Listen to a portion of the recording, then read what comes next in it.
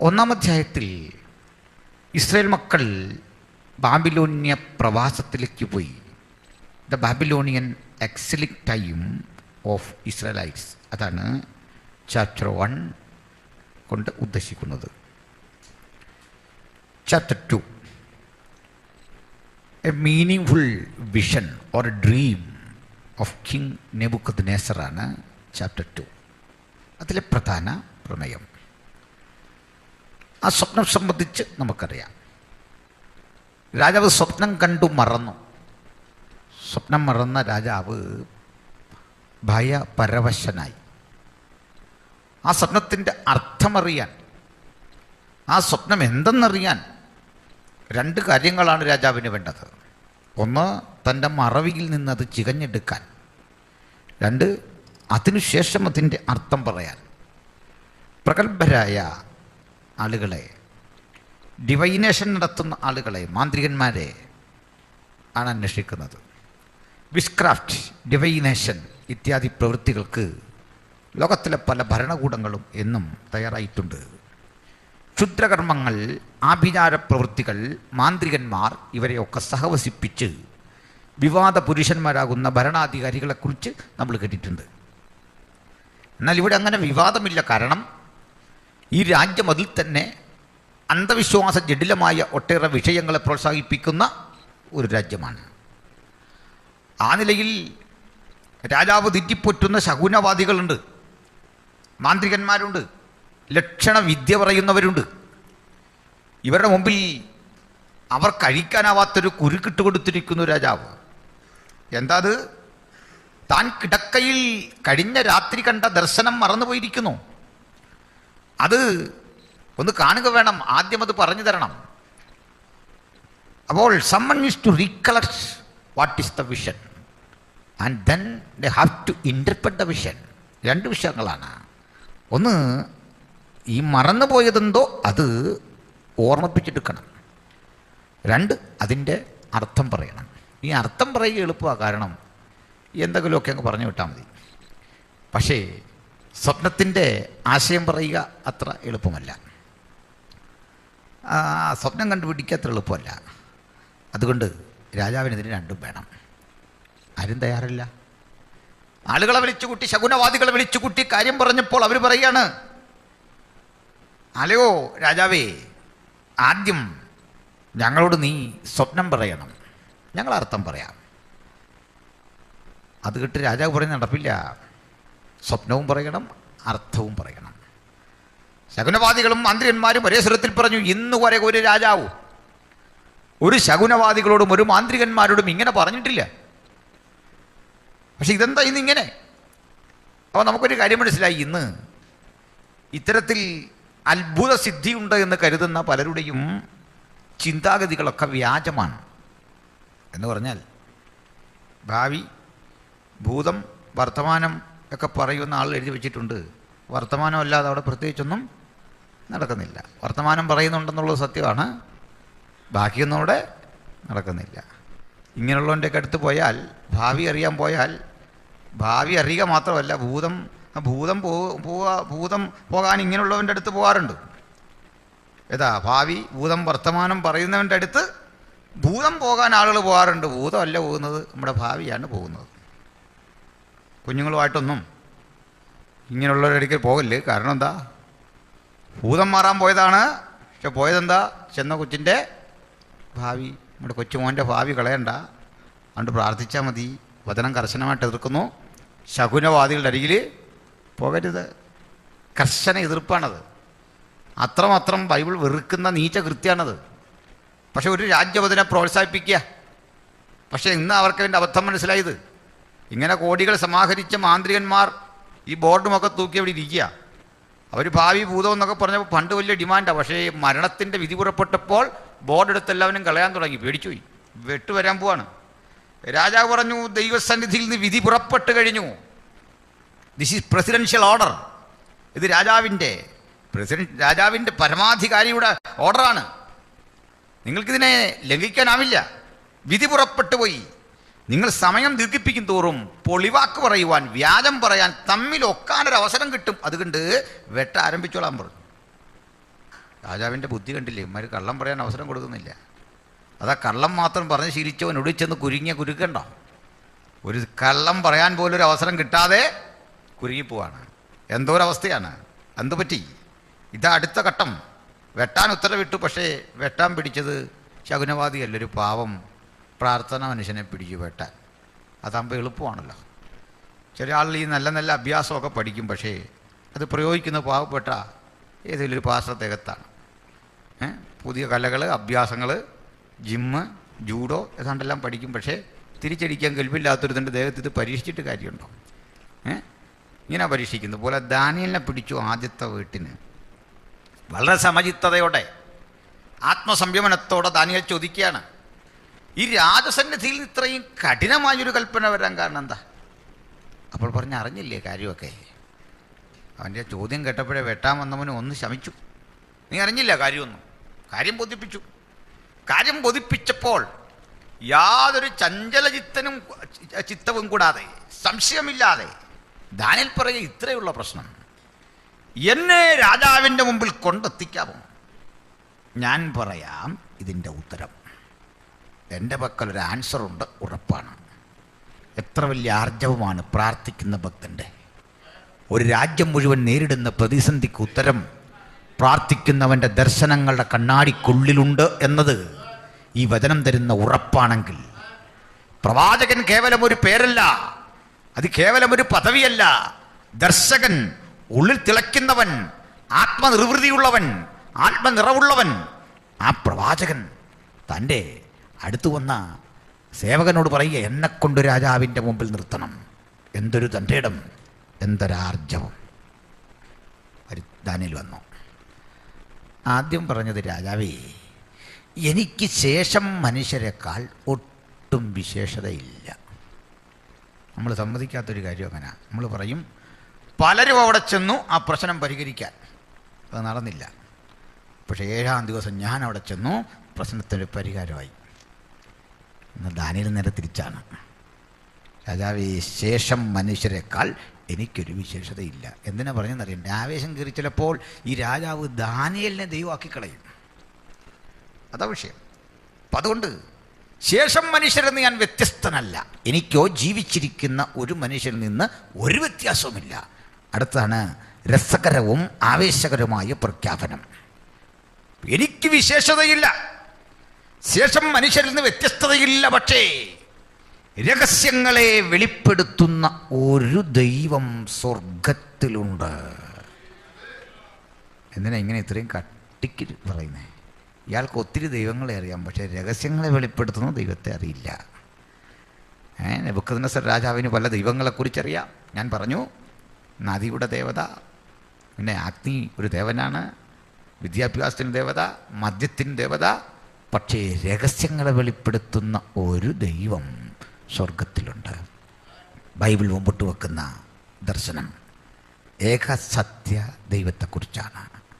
ലോകത്തിൻ്റെ ഏത് കോണിലിരുന്നും ഈ വചനം കേൾക്കുന്ന പ്രിയപ്പെട്ടവരെ, രഹസ്യങ്ങളെ വെളിപ്പെടുത്തുന്ന ഒരു ദൈവം. എത്ര അഭിമാനകരമായ കാര്യമാണ്! വിശാലമായ ഈ പ്രപഞ്ചത്തിന് ഒരു സൃഷ്ടാവ്, ക്രമം തെറ്റാതെ അതിൻ്റെ ഓർബിറ്റലിലൂടെ സഞ്ചരിക്കുന്ന ഈ ഭൂമിക്ക് പിന്നിൽ ഒരു സൃഷ്ടാവ്, സൂര്യചന്ദ്ര നക്ഷത്രാദികളെ കൃത്യമായ പന്താവിൽ യാത്ര ചെയ്യാൻ കോടാനുകോടി വർഷങ്ങൾ ആ ഭ്രമണചക്രങ്ങളെ തിരിക്കുന്ന ഒരു ജഗത് നിയന്താവ്, സകലത്തിനും കാരണഭൂതനായ ഒരുവൻ, ഒരേ ഒരു ദൈവം. ആ ദൈവത്തെ തിരിച്ചറിയുന്ന നമുക്കും ഉലകത്തോട് മുഴുവൻ വിളിച്ചു പറയാം, ദൈവം ഒരുവനല്ലോ. ദൈവത്തിനും മനുഷ്യർക്കും മധ്യസ്ഥനൊരുവൻ, അനേകർക്ക് വേണ്ടി മറവിലയായി തന്നെത്താൻ ഏൽപ്പിച്ചു കൊടുത്ത മനുഷ്യനായ ക്രിസ്തു യേശു തന്നെ. ഹല്ലേലൂയ. ദാനിയേൽ ദൈവത്തെ സ്തുതിച്ചുകൊണ്ട് ഇത്രയും പറഞ്ഞിട്ട് സ്വപ്നം വ്യാഖ്യാനിക്കുന്ന ഭാഗത്തേക്ക് അടക്കുന്നു. ആദ്യം സ്വപ്നം പറയുന്നു. ഈ പ്രവചനം, ദാനിയേൽ പ്രവചനം 2-ാം അധ്യായം 30 മുതലുള്ള വാക്യങ്ങളിലേക്ക് നമുക്ക് കടക്കാം. സശ്രദ്ധം ബാക്കി ആളുകൾ അത് വീക്ഷിച്ചാലും. ഓക്കെ, ദാനിയേൽ 2:30 മുതൽ. എനിക്കോ ജീവനോടിരിക്കുന്ന യാതൊരുത്തനേക്കാളും അധികമായ ജ്ഞാനമൊന്നും ഉണ്ടായിട്ടല്ല. അധികമായ ജ്ഞാനമുണ്ടായിട്ടേ അല്ല. പിന്നെ രാജാവിനോട് അർത്ഥം ബോധിപ്പിക്കേണ്ടതിനും തിരുമനസ്സിലെ വിചാരം തിരുമനസ്സുകൊണ്ട് അറിയേണ്ടതിനും അത്രേ ഈ രഹസ്യം എനിക്ക് വെളിപ്പെട്ടിരിക്കുന്നത്. ഈ രഹസ്യം എനിക്ക് വെളിപ്പെട്ടതാണ്, എനിക്ക് വെളിപ്പെട്ടു രാജാവേ. അത് തിരുമനസ്സി അർത്ഥമറിഞ്ഞേ പറ്റൂ, അതെനിക്ക് വെളിപ്പെട്ടു കഴിഞ്ഞു. പറഞ്ഞാൽ വായിക്കാം. രാജാവ് കണ്ട ദർശനമോ വലിയൊരു ബിംബം, വലിപ്പമേറിയതും വിശേഷ ശോഭയുള്ളതുമായ ആ ബിംബം തിരുമുമ്പിൽ നിന്നു. രാജാവ് കണ്ടത് വലിപ്പമേറിയൊരു ബിംബം. ആ ബിംബം വിശേഷ ശോഭയേറിയതായിരുന്നു. അത് തിരുമുമ്പിൽ നിന്നു. അതിന്റെ രൂപം ഭയങ്കരമായിരുന്നു. അതിന്റെ രൂപം ഭയങ്കരമായിരുന്നു. ബിംബത്തിന്റെ തല തങ്കം കൊണ്ടും. അപ്പൊ ഗോൾഡൻ ഹെഡ്, തല തങ്കം കൊണ്ട്. പിന്നെ നെഞ്ചും കൈയും വെള്ളി കൊണ്ടും.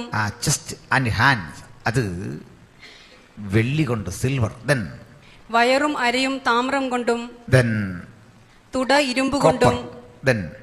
കാൽപാതി ഇരുമ്പ് കൊണ്ടും. ബ്രാസ് ആണ്, കോപ്പറല്ല, ബ്രാസ് ആണ്. നെക്സ്റ്റ് പാതി കളിമണ്ണ് കൊണ്ടുമായിരുന്നു. അപ്പോൾ അതിൻ്റെ കാല് ഇരുമ്പാണ്, തുട ഇരുമ്പാണ്, കാൽ പാതി കളിമണ്ണും പാതി ഇരുമ്പും. ഈ ബിംബം ഒരു സിങ്ക്രറ്റിക് മെറ്റലാണ് അതിൻ്റെ ആ നിർമ്മാണം. അതിൻ്റെ പ്രത്യേകത കേൾക്കുക. ഒരു മനുഷ്യരൂപം, ഒരു പുരുഷൻ്റെ രൂപം എന്ന് സങ്കല്പിക്കാം. തല തങ്കം കൊണ്ട് ഉള്ളതാണ്. അങ്ങനെയുള്ള ആരെങ്കിലും ഇന്നിവിടെ ഉണ്ടെങ്കിൽ ഒന്ന് കൈപോക്കിക്കാട്ടെ. ഇല്ല. നെഞ്ചും കൈയും വെള്ളിയുണ്ട്? ഇല്ല. അപ്പം നമ്മളാരുമല്ല, ഒരു വിശേഷ ശോഭയുള്ള ബിംബം. ചില ആളുകൾ എന്താണ് കേൾക്കുന്നറിയാതെ കൈവെക്കും. അങ്ങനെ ആരെങ്കിലും ഉണ്ടോ എന്നറിയാനാണ് ഞാൻ ചോദിച്ചത്. അപ്പോൾ തല തങ്കം കൊണ്ട്, നെഞ്ചും കയ്യും വെള്ളി കൊണ്ട്, അരയും വയറും താമ്രം കൊണ്ട്, തുട ഇരുമ്പ് കൊണ്ട്, കാൽപാതി കളിമണ്ണ് പാതി ഇരുമ്പ്. ഈ ക്രമം അനുസരിച്ച് ഒന്ന് പറയാമോ എന്ന് സ്വന്തം മനസാക്ഷിയോട് ചോദിച്ചാട്ടെ. ഞാൻ ഒന്നുകൂടി ആവർത്തിക്കുന്നു, പഠിക്കാൻ എളുപ്പം. താഴേക്ക് വരും തോറും വില കുറഞ്ഞു വരും. സ്വർണം, വെള്ളി, താമ്രം, ഇരുമ്പ്, കളിമണ്ണും ഇരുമ്പും. ഒന്ന് ആലോചിച്ച് നോക്കിയേ. തല തങ്കം കൊണ്ട്, നെഞ്ചും കയ്യും വെള്ളി കൊണ്ട്, വയറ് താമ്രം കൊണ്ട്, അരയും വയറും താമ്രം കൊണ്ട്, തുട ഇരുമ്പ് കൊണ്ട്, കാൽ പാതി കളിമണ്ണും പാതി ഇരുമ്പും ചേർന്നൊരു മിശ്രിതം, ഒരു ഭീമാകാര മനുഷ്യബിംബം. അത് നിൽക്കുന്ന വിശേഷ ശോഭയുള്ള ഒരു ബിംബത്തെ രാജാവ് കണ്ടു. പിന്നെ തിരുമനസ്സുകൊണ്ട് നോക്കിക്കൊണ്ടിരിക്കുമ്പോൾ കൈ തൊടാതെ ഒരു കല്ല് പറഞ്ഞു വന്നു. ബിംബത്തെ ഇരുമ്പും കളിമണ്ണും കൊണ്ടുള്ള കാലിൽ അടിച്ചു തകർത്തു കളഞ്ഞു. ബിംബത്തിന്റെ കാലിൽ ഇരുമ്പും കളിമണ്ണും ചേർന്ന മിശ്രിതത്തിലെ കാഞ്ഞു വന്നടിച്ചു. കൈ തൊടാത്തൊരു കല്ല്. ആ കല്ല് ഇടിച്ച് തകർന്ന് ഈ ബിംബം തവിട്ട് പൊടിയാകുന്ന കാഴ്ച. അപ്പോൾ ഈ കല്ലിന് ഉള്ള ശക്തി ഓർക്കണം, അപാര ശക്തിയാണ്. അല്ലെങ്കിൽ ഇത്രയും ഒരു ഭീമാകാര ബിംബത്തെ അടിക്കാൻ സാധിക്കില്ല. ഈ കല്ല്, അതിൻ്റെ പ്രത്യേകത, ആരും എറിഞ്ഞതല്ല, കൈ തൊടാത്ത ഒരു കല്ല് പാഞ്ഞു വന്ന് ബിംബത്തെ അടിച്ചു. ഇരുമ്പും കളിമണ്ണും താമ്രവും വെള്ളിയും പൊന്നും ഒരുപോലെ തകർന്നു. എല്ലാ ഭാഗങ്ങളും തകർന്നു. സ്വർണമാണെന്നോ ഇരുമ്പാണെന്നോ വെള്ളിയാണെന്നോ വ്യതിയാനമില്ലാതെ എല്ലാ ഭാഗവും ഒരുപോലെ തകർന്നു. പിന്നെ ഒരുപോലെ തകർന്നു വേനൽക്കാലത്തു കളത്തിലെ പതിർ പോലെയായി തീർന്നു. വേനൽക്കാലത്ത് കളത്തിലെ പതിർ പോലെ, നെല്ല് കൊയ്ത് ശേഖരിച്ചെടുക്കുന്ന വേനൽക്കാലത്തിലെ കോതമ്പും യവവും ഒക്കെ കൊയ്തെടുക്കുന്ന ഒരു കളത്തിലെ പതിര് പോലെ ആയിത്തീർന്നു ഈ ബിംബത്തിന്റെ അവശിഷ്ടങ്ങൾ, തവിട് പൊടിയായിട്ട്. പിന്നെ ഒരിടത്തും തങ്ങാതെ വണ്ണം കാറ്റവയെ പറപ്പിച്ചു കൊണ്ടുപോയി. എങ്ങും നിലനിൽപ്പില്ലാതെ വണ്ണം കാറ്റ് പറപ്പിച്ചു നശിപ്പിച്ചു ഭീമാകാര ബിംബത്തെ. പിന്നെ ബിംബത്തെ അടിച്ച കല്ല് ഒരു മഹാപർവ്വതമായി തീർന്നു. ബിംബത്തെ അടിച്ച കല്ല് വളരാൻ തുടങ്ങി. വളർന്നൊരു ഭീമാകാര സംഭവമായി മാറി. പിന്നെ ഭൂമിയിലൊക്കെയും നിറഞ്ഞു. അത് വളർന്നു, ഭൂമിയിലൊക്കെയും വളർന്നു. പിന്നെ ഇതത്രേ സ്വപ്നം. ഈ സ്വപ്നം ഒന്നുകൂടി ഓർത്തെങ്കിലേ അടുത്തിലേക്ക് സുഗമമായ യാത്ര സാധ്യമാകൂ. എന്തൊക്കെ? രാജാവേ, അങ്ങ് കണ്ടത് വിശേഷ ശോഭയേറിയ വലിപ്പമുള്ളൊരു ബിംബം. ബിംബത്തിൻ്റെ തല തങ്കം കൊണ്ട്, നെഞ്ചും കൈയും വെള്ളി കൊണ്ട്, വയറും അരയും താമ്രം കൊണ്ട്, തുട ഇരുമ്പ് കൊണ്ട്, കാൽ പാതി കളിമണ്ണ് പാതി ഇരുമ്പ്. ഇതാണ് ബിംബത്തിൻ്റെ രൂപം. ഒരു സമ്മിശ്ര ലോഹബിംബം, ഒരു സിങ്ക്രറ്റിക് മെറ്റലുകൾ ചേർന്നുണ്ടായ ഒരു ഐഡൽ ഇതാണ് കണ്ടത്. ഇത് കണ്ട് രാജാവ് ഭയന്നൊന്നുമില്ല. ബിംബം കണ്ടാൽ സാധാരണഗതി രാജാവ് ഭയക്കേണ്ട കാര്യമില്ല. കാരണം അയാൾ വ്യാവസായിക അടിസ്ഥാനത്തിൽ ബിംബം ഉണ്ടാക്കുന്ന ആൾ തന്നെയാണ്. ഇതിലും വലിയ ബിംബം വേണമെങ്കിൽ പുള്ളി ഒറ്റ നേരം കൊണ്ട് ഉത്തരവിട്ടുണ്ടാക്കും. അതുകൊണ്ട് ബിംബമല്ല പുള്ളിയെ ഭയപ്പെടുത്തിയത്. ബിംബത്തിൻ്റെ കാൽപാദത്തിലേക്ക് കൈ തൊടാത്ത ഒരു കല്ല് പാഞ്ഞു വന്നു കൊണ്ടു. അതുമല്ല ഭയപ്പെടുത്തിയത്. ബിംബം മറിഞ്ഞതൊന്നുമല്ല വിഷയം. ബിംബം മറിഞ്ഞു, അതൊരഘാതമുണ്ടാക്കി. പക്ഷേ അടുത്ത ഘട്ടം ഈ കല്ല് വളരാൻ തുടങ്ങി. വളർന്ന് വളർന്ന് വളർന്ന് ഒരു മഹാപർവ്വതമായി. ബിംബത്തിൻ്റെ സ്ഥാനം അപഹരിച്ചുകൊണ്ട് കല്ലൊരു മഹാപർവ്വതമാകുന്ന കാഴ്ച രാജാവ് കണ്ട് നടുങ്ങി.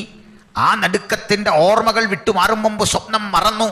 സ്വപ്നം മറന്നവൻ അസഹിഷ്ണുതയോടെ നേരം വെളുത്തപ്പോൾ ഓർത്തെടുക്കാൻ വിമിഷ്ടപ്പെട്ടു. അത് തിരികെ കിട്ടുന്നില്ല. ശകുനവാദികളെ മാന്ത്രികന്മാരെ ഒക്കെ വിളിച്ചു, വ്യാഖ്യാനിക്കാനാവുന്നില്ല. പക്ഷെ ഒടുവിൽ ദൈവപുരുഷന ദൗത്യമേറ്റെടുത്തുകൊണ്ട് കടന്നു വന്ന് ഉത്തരവാദിത്ത ബോധത്തോടെ സ്വപ്നമാതി പറയുന്നു. ഇനി അതിൻ്റെ അർത്ഥത്തിലേക്ക് കടക്കുകയാണ്. അതും തിരുവെഴുത്തിലുണ്ട്, വായിക്കാം. അർത്ഥവും അടിയങ്ങൾ തിരുമനസ്സിനെ അറിയിക്കാം. ഇവിടെ അടിയങ്ങൾ എന്നായി അല്ലേ? നമ്മുടെ പിള്ളേരുണ്ട് കളത്തിൽ, പ്രാർത്ഥന മനുഷ്യരായിട്ട് അവർ കൂടെ ഉണ്ട്. ബാക്കി വായിച്ചു. രാജാവേ, തിരുമനസ്സുകൊണ്ട് രാജാതി രാജാവാകുന്നു. സ്വർഗസ്ഥനായ ദൈവം തിരുമനസ്സിലേക്ക് രാജ്യത്വവും ഐശ്വര്യവും ശക്തിയും മഹത്വവും നൽകിയിരിക്കുന്നു. അപ്പോൾ ഒരു കാര്യം മനസ്സിലാക്കണം, ലോകത്തെല്ലാ ഭരണാധികാരികളെയും വാഴിക്കുന്നത് ദൈവമാണ്. ഐശ്വര്യമൊക്കെ രാജാക്കന്മാർക്കും മന്ത്രിമാർക്കും കൊടുത്തിരിക്കുന്നു. ആ ബോധമുണ്ടാകണം എല്ലാവർക്കും. ഹല്ലേലൂയ. അടുത്തത്, മനുഷ്യർ പാർക്കുന്നിടത്തൊക്കെയും അവരെയും കാട്ടിലെ മൃഗങ്ങളെയും ആകാശത്തിലെ പക്ഷികളെയും അവൻ തൃക്കൈയിൽ തന്നു. പിന്നെ എല്ലാറ്റിനും തിരുമനസ്സിലെ അധിപതിയാക്കിയിരിക്കുന്നു. പിന്നെ പൊന്നുകൊണ്ടുള്ള തല തിരുമനസ്സുകൊണ്ട് തന്നെ. അതുകൊണ്ട് ഈ പ്രപഞ്ചത്തിന്റെ മുഴുവൻ അധികാരം നിന്റെ പക്കല. ഒരു കണക്കിന് തങ്കം കൊണ്ടുള്ള തല തിരുമനസ്സാണ്. ഇത് പറയാൻ കാരണമുണ്ട്. ഈ മെസപ്പൊട്ടേമിയൻ സംസ്കാരം എന്നത് വിശ്വ സംസ്കാരത്തിൻ്റെ കളിത്തൊട്ടിൽ എന്നാണ് ഹെറോഡോട്ടസ് വിശേഷിപ്പിച്ചത്. ലോകത്തിലെ എല്ലാ സംസ്കാരങ്ങളെയും ഇത് സ്വാധീനിച്ചു. ഞാനതിന് ചില തെളിവുകൾ കൂടി പറയാം. ലോകത്ത് മിക്ക രാജ്യങ്ങൾക്കും ഭരണഘടനയുണ്ട്. അപൂർവം ചില രാജ്യങ്ങൾക്കാണ് ഭരണഘടന ഇല്ലാത്തത്. കീഴ്വഴക്കങ്ങളെ ആധാരമാക്കി ഭരിക്കുന്ന ചില രാജ്യങ്ങളുണ്ട്. ഇന്ത്യ പോലെയുള്ള നമ്മുടെ രാജ്യത്തിനുമൊക്കെ ജനാധിപത്യപരമായ ഭരണഘടനയുണ്ട്, ശിക്ഷാ നിയമങ്ങളുണ്ട്. ശിക്ഷണ നടപടികളടക്കമുള്ള നിയമസംഹിതകൾ ലോകത്താദ്യമുണ്ടാകുന്നത് മെസപ്പൊട്ടേമിയയിൽ ആയിരുന്നു. പണ്ട് മെസപ്പൊട്ടേമിയ ഭരിച്ചൊരു രാജാവുണ്ടായിരുന്നു. പേര് ഹമ്മൂറബി എന്നായിരുന്നു. എങ്ങനെ പേര്? ഹമ്മൂറബി. ഹമ്മൂറബി. ഉൽപ്പത്തി 14:1 ഒന്ന് വായിച്ചുള്ളൂ. ഉൽപ്പത്തി 14:1.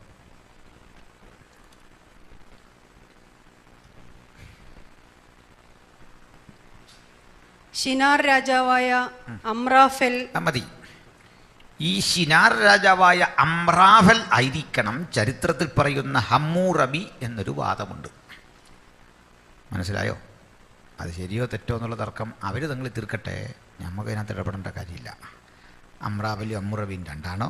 രണ്ടും ഒരാളാണോ? പക്ഷെ ഈ ഹമ്മൂറബിയാണ് തൻ്റെ നാടിൻ്റെ നാനാഭാഗങ്ങളിൽ അല്പം വളവും അപ്പോൾ തന്നെ ഒരു സ്ക്വയർ വിധത്തിൽ കട്ട് ചെയ്തെടുത്ത കല്ലുകളിൽ 282 അടി വലിപ്പമുള്ള വിസ്തൃതമായ കല്ലുകളിൽ നിയമസംഹിതകളുണ്ടാക്കി തൻ്റെ നാടിൻ്റെ പ്രധാന ഇടങ്ങളിൽ സ്ഥാപിച്ചു വച്ചു.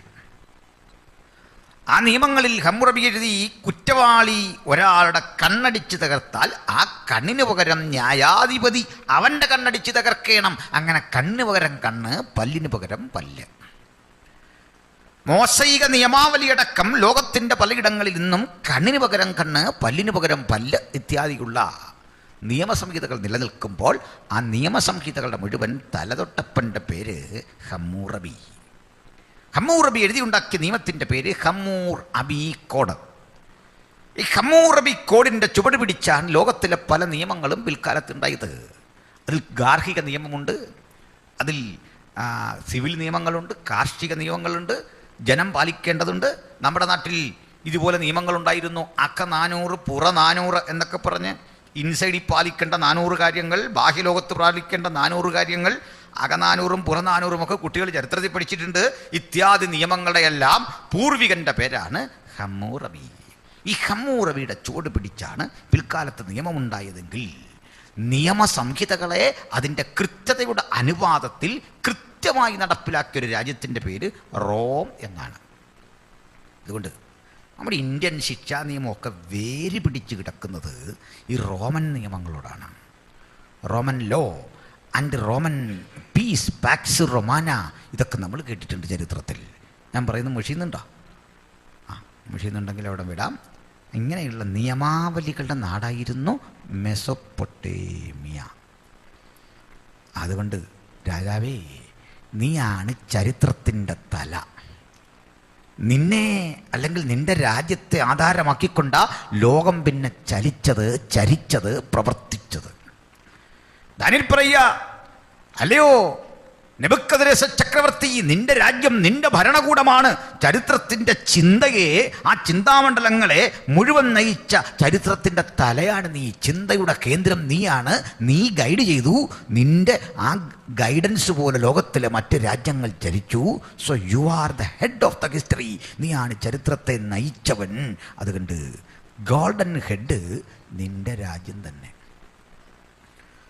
അത് പറയുമ്പോൾ ഇന്നലെ പറയാതെ വിട്ടുകളഞ്ഞ ഒരു ഭാഗം കൂടി പറയാം. ഈ നെബൂഖദ്നേസർ ആഡംബര വിഭൂഷിതനായി രാജ്യം ഭരിച്ചു. അയാൾ ഉണ്ടാക്കിയ പട്ടണത്തെക്കുറിച്ചൊക്കെ ഞാൻ പറഞ്ഞു.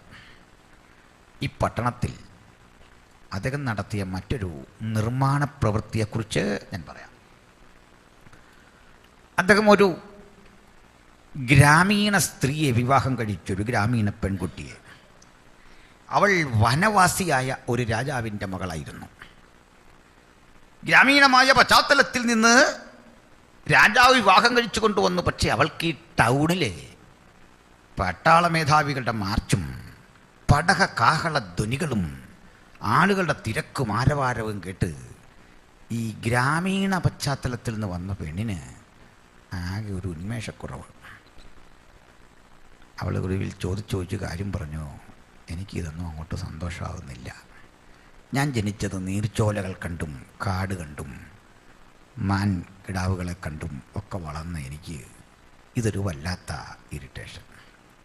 രാജാവ് അവളെ കുറേ നാൾ സ്വസ്ഥമായിട്ടൊക്കെ പാർപ്പിച്ചു. ഇതിനിടയിൽ അവൾക്ക് വേണ്ടി തൻ്റെ നാട്ടിൽ ഒരു മനോഹര വനം നിർമ്മിച്ചു. 450 അടി പൊക്കമുള്ള ഒരു പടുകുറ്റൻ മട്ടുപ്പാവ്, അതിലേക്ക് കടക്കാൻ 10 അടി വിസ്തൃതിയുള്ള ചുറ്റുകോവണി. അതിങ്ങനെ മല പോലെ നിർമ്മിച്ച ഈ മട്ടുപ്പാവിന് മുകളിലേക്ക് കടന്നു ചെല്ലാനുള്ള വഴിയാണ്. പലയിടങ്ങളിലായി ജലസംഭരണികൾ ഉണ്ടാക്കിയിട്ട് യൂഫ്രട്ടീസ് നദിയിലെ വെള്ളം അടിമകളെ കൊണ്ട് ചക്രം ചവിട്ടി കറക്കി തെറിപ്പിച്ച് മുകളിലെത്തിച്ച് മുകളിൽ ജലധാരയുണ്ടാക്കി. ആ ജലധാരയുടെ ഭംഗിയാർന്ന ശീതളമായ കാറ്റും സൗകര്യങ്ങളും ഏറ്റ് ചെടികളും മറ്റിതര സസ്യങ്ങളുമൊക്കെ നട്ടുവച്ചിട്ട് ഏറ്റവും മുകളിൽ നല്ല വൃക്ഷങ്ങൾ. ഇതിന് മുകളിൽ ഒരു ചെറിയ കൊട്ടാരം. ദൂരെ നിന്നെത്തുന്ന കാറ്റും പൂക്കളുടെ സുഗന്ധവും പക്ഷികളുടെ കളരവും എല്ലാം അവിടെ സൃഷ്ടിച്ചുകൊണ്ട് 450 അടി വിസ്തൃതിയിൽ ഉയരത്തിൽ പണി കഴിപ്പിച്ചിരിക്കുന്ന ഈ മഹത്തരമായ ഈ പൂന്തോട്ടം, ഈ ഗാർഡൻ പട്ടണത്തിൻ്റെ ഏത് ദൂരത്തു കൂടി പോകുന്ന ആളിനും തൊട്ടടുത്താണെന്ന് തോന്നും. അത്ര ഭംഗി.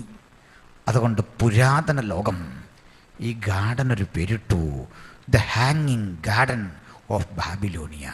അത് 7 വണ്ടേഴ്സ് ഓഫ് ദ വേൾഡിൽ പരിഗണിക്കുന്നുണ്ടെന്ന് നമുക്കറിയാം. പൗരാണിക ലോകത്തിലെ പിരമിഡുകൾക്കൊപ്പം, ഗിസയിലെയും മറ്റും പിരമിഡുകൾക്കൊപ്പം ആ വിധത്തിലുമൊക്കെ പരിഗണിക്കപ്പെടുന്ന ഒരു അത്ഭുതമായിരുന്നു ബാബിലോണിലെ സഞ്ചരിക്കുന്ന തൂക്കുവനം, ദ ഹാങ്ങിങ് ഗാർഡൻ ഓഫ് ബാബിലോണിയ. എന്നിട്ട് ഇതിൻ്റെ മുകളിൽ കൂടി നടന്നും ആ സ്ഥലമൊക്കെ കണ്ടുകൊണ്ട് രാജാക്കന്മാർ പറയുന്നേ, ഇത് ഞാൻ എൻ്റെ പ്രതാപത്തിൻ്റെ മഹത്വത്തിനായി പടുത്തുയർത്തിയിരിക്കുന്ന മഹതിയാം ബാബേലല്ലയോ ഇത്. കണ്ടോ, കഷ്ടപ്പെട്ട് പണിയിച്ചാ പറഞ്ഞത്. നമ്മളീ പലരും ലോൺ എടുത്തൊരു വണ്ടി മേടിച്ചിട്ട് ഭാര്യയോട് പറയില്ലേ, നോക്കടി, നീ ചിന്തിക്കുന്നവരൊന്നുമല്ല നമ്മുടെ കാര്യങ്ങൾ.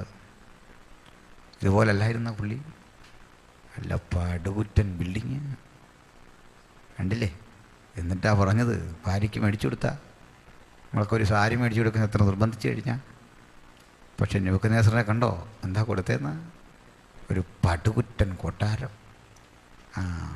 ഇനി ഇയാളെ ചരിത്രത്തിൻ്റെ സുവർണ തല, ഗോൾഡൻ ഹെഡ് എന്ന് വിളിക്കുന്നതിൽ ആർക്കെങ്കിലും കംപ്ലൈൻ്റ് ഉണ്ടോ? ആൾ അധ്വാനിച്ചിട്ടാ. പല വിടാം.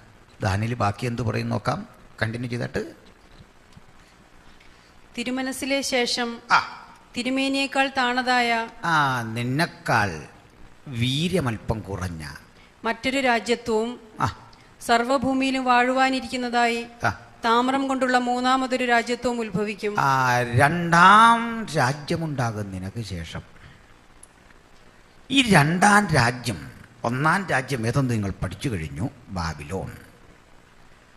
അല്ലയോ തിരുമനസ്സേ, നിനക്ക് ശേഷം ഒരു രണ്ടാം രാജ്യമുണ്ടാകും. ഈ രണ്ടാം രാജ്യവും വാസ്തവത്തിൽ നിങ്ങൾ പഠിച്ചു കഴിഞ്ഞില്ല, പഠിച്ചു തുടങ്ങി. എന്താ കാര്യം? മേദ്യരും പാർസികളും ഒരുമിച്ച് വന്ന് ഒറ്റക്കെട്ടായി ഒരലയൻസ്. മേദ്യനായ ദാര്യാവേശും കോരശും ഒരുമിച്ച് ചേർന്ന് ഈ ബാബിലോണിനെ തകർപ്പണമാക്കി ഒരു പുതു സാമ്രാജ്യമായി മാറുന്ന സംഭവം വരെ ഇന്നലെ നമ്മൾ പറഞ്ഞു നിർത്തി. ഇതാണ് ഈ രണ്ടാം രാജ്യം. അതിനെ രണ്ട് കൈ കാണിക്കുന്നത്, നെഞ്ചും കൈകളും സൂചിപ്പിച്ചത് രണ്ട് രാജ്യങ്ങളുടെ കോർഡിനേഷൻ. അവ ഒരുമിച്ചൊരു അലയൻസ്. ബാബിലോൺ തോൽപ്പിച്ചപ്പോൾ നെഞ്ചും കൈയും വെള്ളി കൊണ്ട്, സ്വർണത്തെക്കാൾ വില കുറഞ്ഞത് എന്ന് പറഞ്ഞാൽ പോരാ, അങ്ങേയറ്റം വില കുറഞ്ഞത്. അപ്പോൾ അടുത്ത പ്രത്യേകതകൾക്ക് വില കുറഞ്ഞതാണെങ്കിലും ഇതുവരെ ചരിത്രത്തിൻ്റെ തല, അതിൻ്റെ ചിന്താശേഷിയെ നയിച്ചത് ബാബിലോണ്യരായിരുന്നെങ്കിൽ, രണ്ടാമത് വന്ന മീഡോ പേർഷ്യൻ എംപയറിൻ്റെ പ്രത്യേകത ഹൃദയമായിരുന്നവർ, ചരിത്രത്തിൻ്റെ നെഞ്ചായിരുന്നവർ. കാരണം മനുഷ്യത്വം ഏറെയുള്ള രാജാക്കന്മാർ, ക്രൂരതയുടെ പര്യായമായ രാജാക്കന്മാരെ വിട്ടു മനുഷ്യത്വത്തിലേക്ക് മാറുന്നു. അവരാണ് ഇസ്രായേൽ മക്കളെ തിരികെ നാട്ടിലെത്തിക്കുന്നത്. പക്ഷെ മറ്റൊരു പ്രശ്നവും കാണുക, ഈ രാജാധികാരം പണ്ട് ബാബിലോണിൽ നെബൂഖദ്നേസറിന് ഉള്ളതുപോലെ രണ്ടാം രാജ്യത്ത് കാണുന്നില്ല. അധികാരം പരിമിതമാണ്. കാരണം ഒരു രാജാവ് ഈ സിംഹക്കുഴിയിൽ വീണ ദാനിയേലിനെ ഒന്ന് പോക്കിയെടുക്കാൻ നേരം വെളുക്കുവോരം പണിപ്പെട്ടിട്ടും കമ്മിറ്റി സമ്മതിക്കുന്നില്ല. ജനാധിപത്യം ശക്തമാണ്. രാവിലെ രാജാവ് എണ്ണീറ്റ് കട്ടൻ ചായ അടിക്കുന്നതിന് മുമ്പ് ചോദിക്കുക, നിന്റെ ദൈവം സിംഹത്തിൻ്റെ ഗുഹയിൽ നിന്നെ രക്ഷിപ്പാൻ പ്രാപ്തനായോ? കണ്ടോ, സ്വർണത്തിൽ നിന്ന് വെള്ളിയിലേക്കുള്ള അധപ്പതനം. രാജാവിന് അധികാരമില്ല. പക്ഷെ മൂന്നാം സാമ്രാജ്യം അതല്ല, കളി മാറുക. വായിച്ചു. സർവഭൂമിയിലും വാഴുവാനിരിക്കുന്നതായി താമ്രം കൊണ്ടുള്ള മൂന്നാമതൊരു രാജ്യത്വവും ഉത്ഭവിക്കും. അടുത്തത് വയറാണ്. തല ചിന്തയുടെ ഇരിപ്പിടം, നെഞ്ച് ഹൃദയത്തിൻ്റെ ഇരിപ്പിടം, സ്നേഹത്തിൻ്റെയും പരിഗണനയുടെ ഒക്കെ ഇരിപ്പിടമാണെങ്കിൽ വയറ് ദഹനമാണ് അതിൻ്റെ ജോലി, ഭക്ഷിച്ചു തീർക്കുക. മൂന്നാമത് വന്ന ഈ സാമ്രാജ്യത്തിൻ്റെ പ്രത്യേകത കേൾക്കുക. ലോകത്തെ മുഴുവൻ ഭക്ഷിച്ച് തൻ്റെ ശരീരത്തിൻ്റെ ഭാഗമാക്കിയിട്ടും വിശപ്പടങ്ങാത്ത, ഉലകത്തെ മുഴുവൻ വെട്ടിപ്പിടിക്കാൻ വ്യഗ്രതയോടെ കടന്നു വരുന്ന മഹാനായ അലക്സാണ്ടറുടെ ഗ്രീക്ക് സാമ്രാജ്യം. എത്ര തിന്നിട്ടും മതി വരുന്നില്ല. ആക്രമിച്ചു മുന്നേറുന്ന ഒരു മൂന്നാം സാമ്രാജ്യം. അത് ഞാൻ അല്പം കഴിഞ്ഞ് ബൈബിളിൽ തന്നെ തെളിവോടെ ഉദ്ധരിക്കാം. ഈ പറഞ്ഞ ഓരോ കാര്യങ്ങളും തൽക്കാലം ബിംബത്തെക്കുറിച്ച് പഠിച്ചു പോകുക അത്യാവശ്യം. മനസ്സിലായോ? കാര്യം പഠിക്കുന്നോ? അപ്പോൾ first one Babylonia, second one Medo Persia, third one Greece, Alexander the great, 3 നിങ്ങൾ പഠിച്ചു കഴിഞ്ഞു. ഇപ്പോഴേക്കും നമ്മുടെ പഴയ നിയമ ബൈബിൾ ഏതാണ്ട് അവസാനിച്ചിട്ട് അവിടെയും കടന്ന് ഓവർലാപ്പ് ചെയ്ത് കയറിയിരിക്കുന്നു ചരിത്രം. കാരണം പഴയ നിയമത്തിൻ്റെ ആദ്യ കൃതികൾ രൂപപ്പെടുന്നത് ഉൽപ്പത്തിയും യോബൊക്കെയാണ് ആദ്യത്തെ കൃതികൾ. അവിടെ നിന്ന് അവസാനത്തെ കൃതി എസ്തേറിൻ്റെ പുസ്തകമാണ്. പഴയ നിയമത്തിൽ അവസാന കൃതി മലാക്കിയല്ല, എസ്തേറിൻ്റെ പുസ്തകമാണ്. അത് കണ്ടുപിടിക്കാൻ വളരെ എളുപ്പം. എസ്തേർ 1 പറയുക അഹശ്വേരോശിൻ്റെ കാലത്ത്, അത്ര അറിഞ്ഞാൽ മതി കാലം കണ്ടുപിടിക്കാൻ. ഇന്ന് രാജ്യം ഇന്ത്യ ഭരിക്കുമ്പോൾ കാലം കണ്ടുപിടിക്കാൻ പ്രയാസമില്ല. സർസിപ്പിയുടെ കാലത്ത് കാലം കണ്ടുപിടിക്കാൻ പ്രശ്നമില്ല. കിട്ടിയോ? ആദ്യത്തെ കൃതി ഇയ്യോബും അവസാന കൃതി എസ്തേറുമാണ്. ഓക്കെ, എസ്തേർ ഇരുന്ന സ്ഥലം ദാനിയേൽ ഇരുന്ന അതേ സ്ഥലമാണ്. ഓക്കെ, ശൂഷൻ രാജധാനിയിൽ ദാനിയേൽ ഇരുന്നിട്ടുണ്ട്, എസ്തേർ ഇരുന്നിട്ടുണ്ട്. ഇവരിൽ ആരാ ആദ്യം ഇരുന്നെന്ന് ചോദിച്ചാൽ ദാനിയേലാണ്. കാരണം അവസാന കൃതിയാണ് എസ്തേർ. പിന്നെന്തിനാ ഇത് ഇടയ്ക്ക് വന്നത്? അതാ കൂട്ടി യോജിപ്പിച്ചോ പറ്റിയ എന്തോ അബദ്ധമാണോ? അല്ല, മറിച്ച് ബൈബിൾ ക്രോഡീകരിച്ചിരിക്കുന്നത് എഴുതിയ കാലഘട്ടങ്ങളെ ആധാരമാക്കിയല്ല. ഏത് പുസ്തകം എപ്പോൾ എഴുതി എന്ന സമയക്രമത്തെ ആധാരമാക്കിയല്ല, മറിച്ച് ഏത് വിഷയമാണ് ഇതിൽ കൈകാര്യം ചെയ്തിരിക്കുന്നത് എന്നതിനെ ആധാരമാക്കിയാണ്. സൃഷ്ടിയാണ് ഉൽപ്പത്തി, അതുകൊണ്ട് ആദ്യം അത് വന്നു. മനസ്സിലായല്ലോ? ചരിത്രപരമായിട്ട് അങ്ങനെയെങ്കിൽ ബിബ്ലിക്കലി അതിൻ്റെ ഓർഡർ ഉൽപ്പത്തി തുടങ്ങി മലാക്കിയിൽ തീരുകയാണ്. ഈ മലാക്കിക്കും മത്തായിക്കും ഇടയിൽ, അല്ലെങ്കിൽ അവസാന കൃതി പഴയ നിയമം മുഴുവൻ ക്രോഡീകരിക്കപ്പെട്ട ശേഷവും പുതിയ നിയമത്തിലേക്കുള്ള യാത്രയ്ക്കുമിടയിൽ 400 കൊല്ലങ്ങളുടെ ഇടവേളയുണ്ട്. 400 കൊല്ലം. മഹാനായ അലക്സാണ്ടർ ഗ്രീക്ക് സാമ്രാജ്യം BC 300 ആരംഭിക്കുന്നത്. 303 കൃത്യം പറഞ്ഞാൽ. 303 മുതൽ അടുത്ത 33 വർഷങ്ങളാണ്, 30 വർഷങ്ങളാണ് അലക്സാണ്ടറുടെ ഭരണകൂടം. അപ്പോൾ സംഭവിക്കുന്നത് നമുക്ക് കൃത്യമായിട്ട് അതിൻ്റെ കണക്കറിയാൻ സാധിക്കുന്നു. യേശുവിനും 330 സംവത്സരങ്ങൾക്കപ്പുറത്താണ് മഹാനായ അലക്സാണ്ടർ ഉള്ളത്. അതൊക്കെ പോകട്ടെ.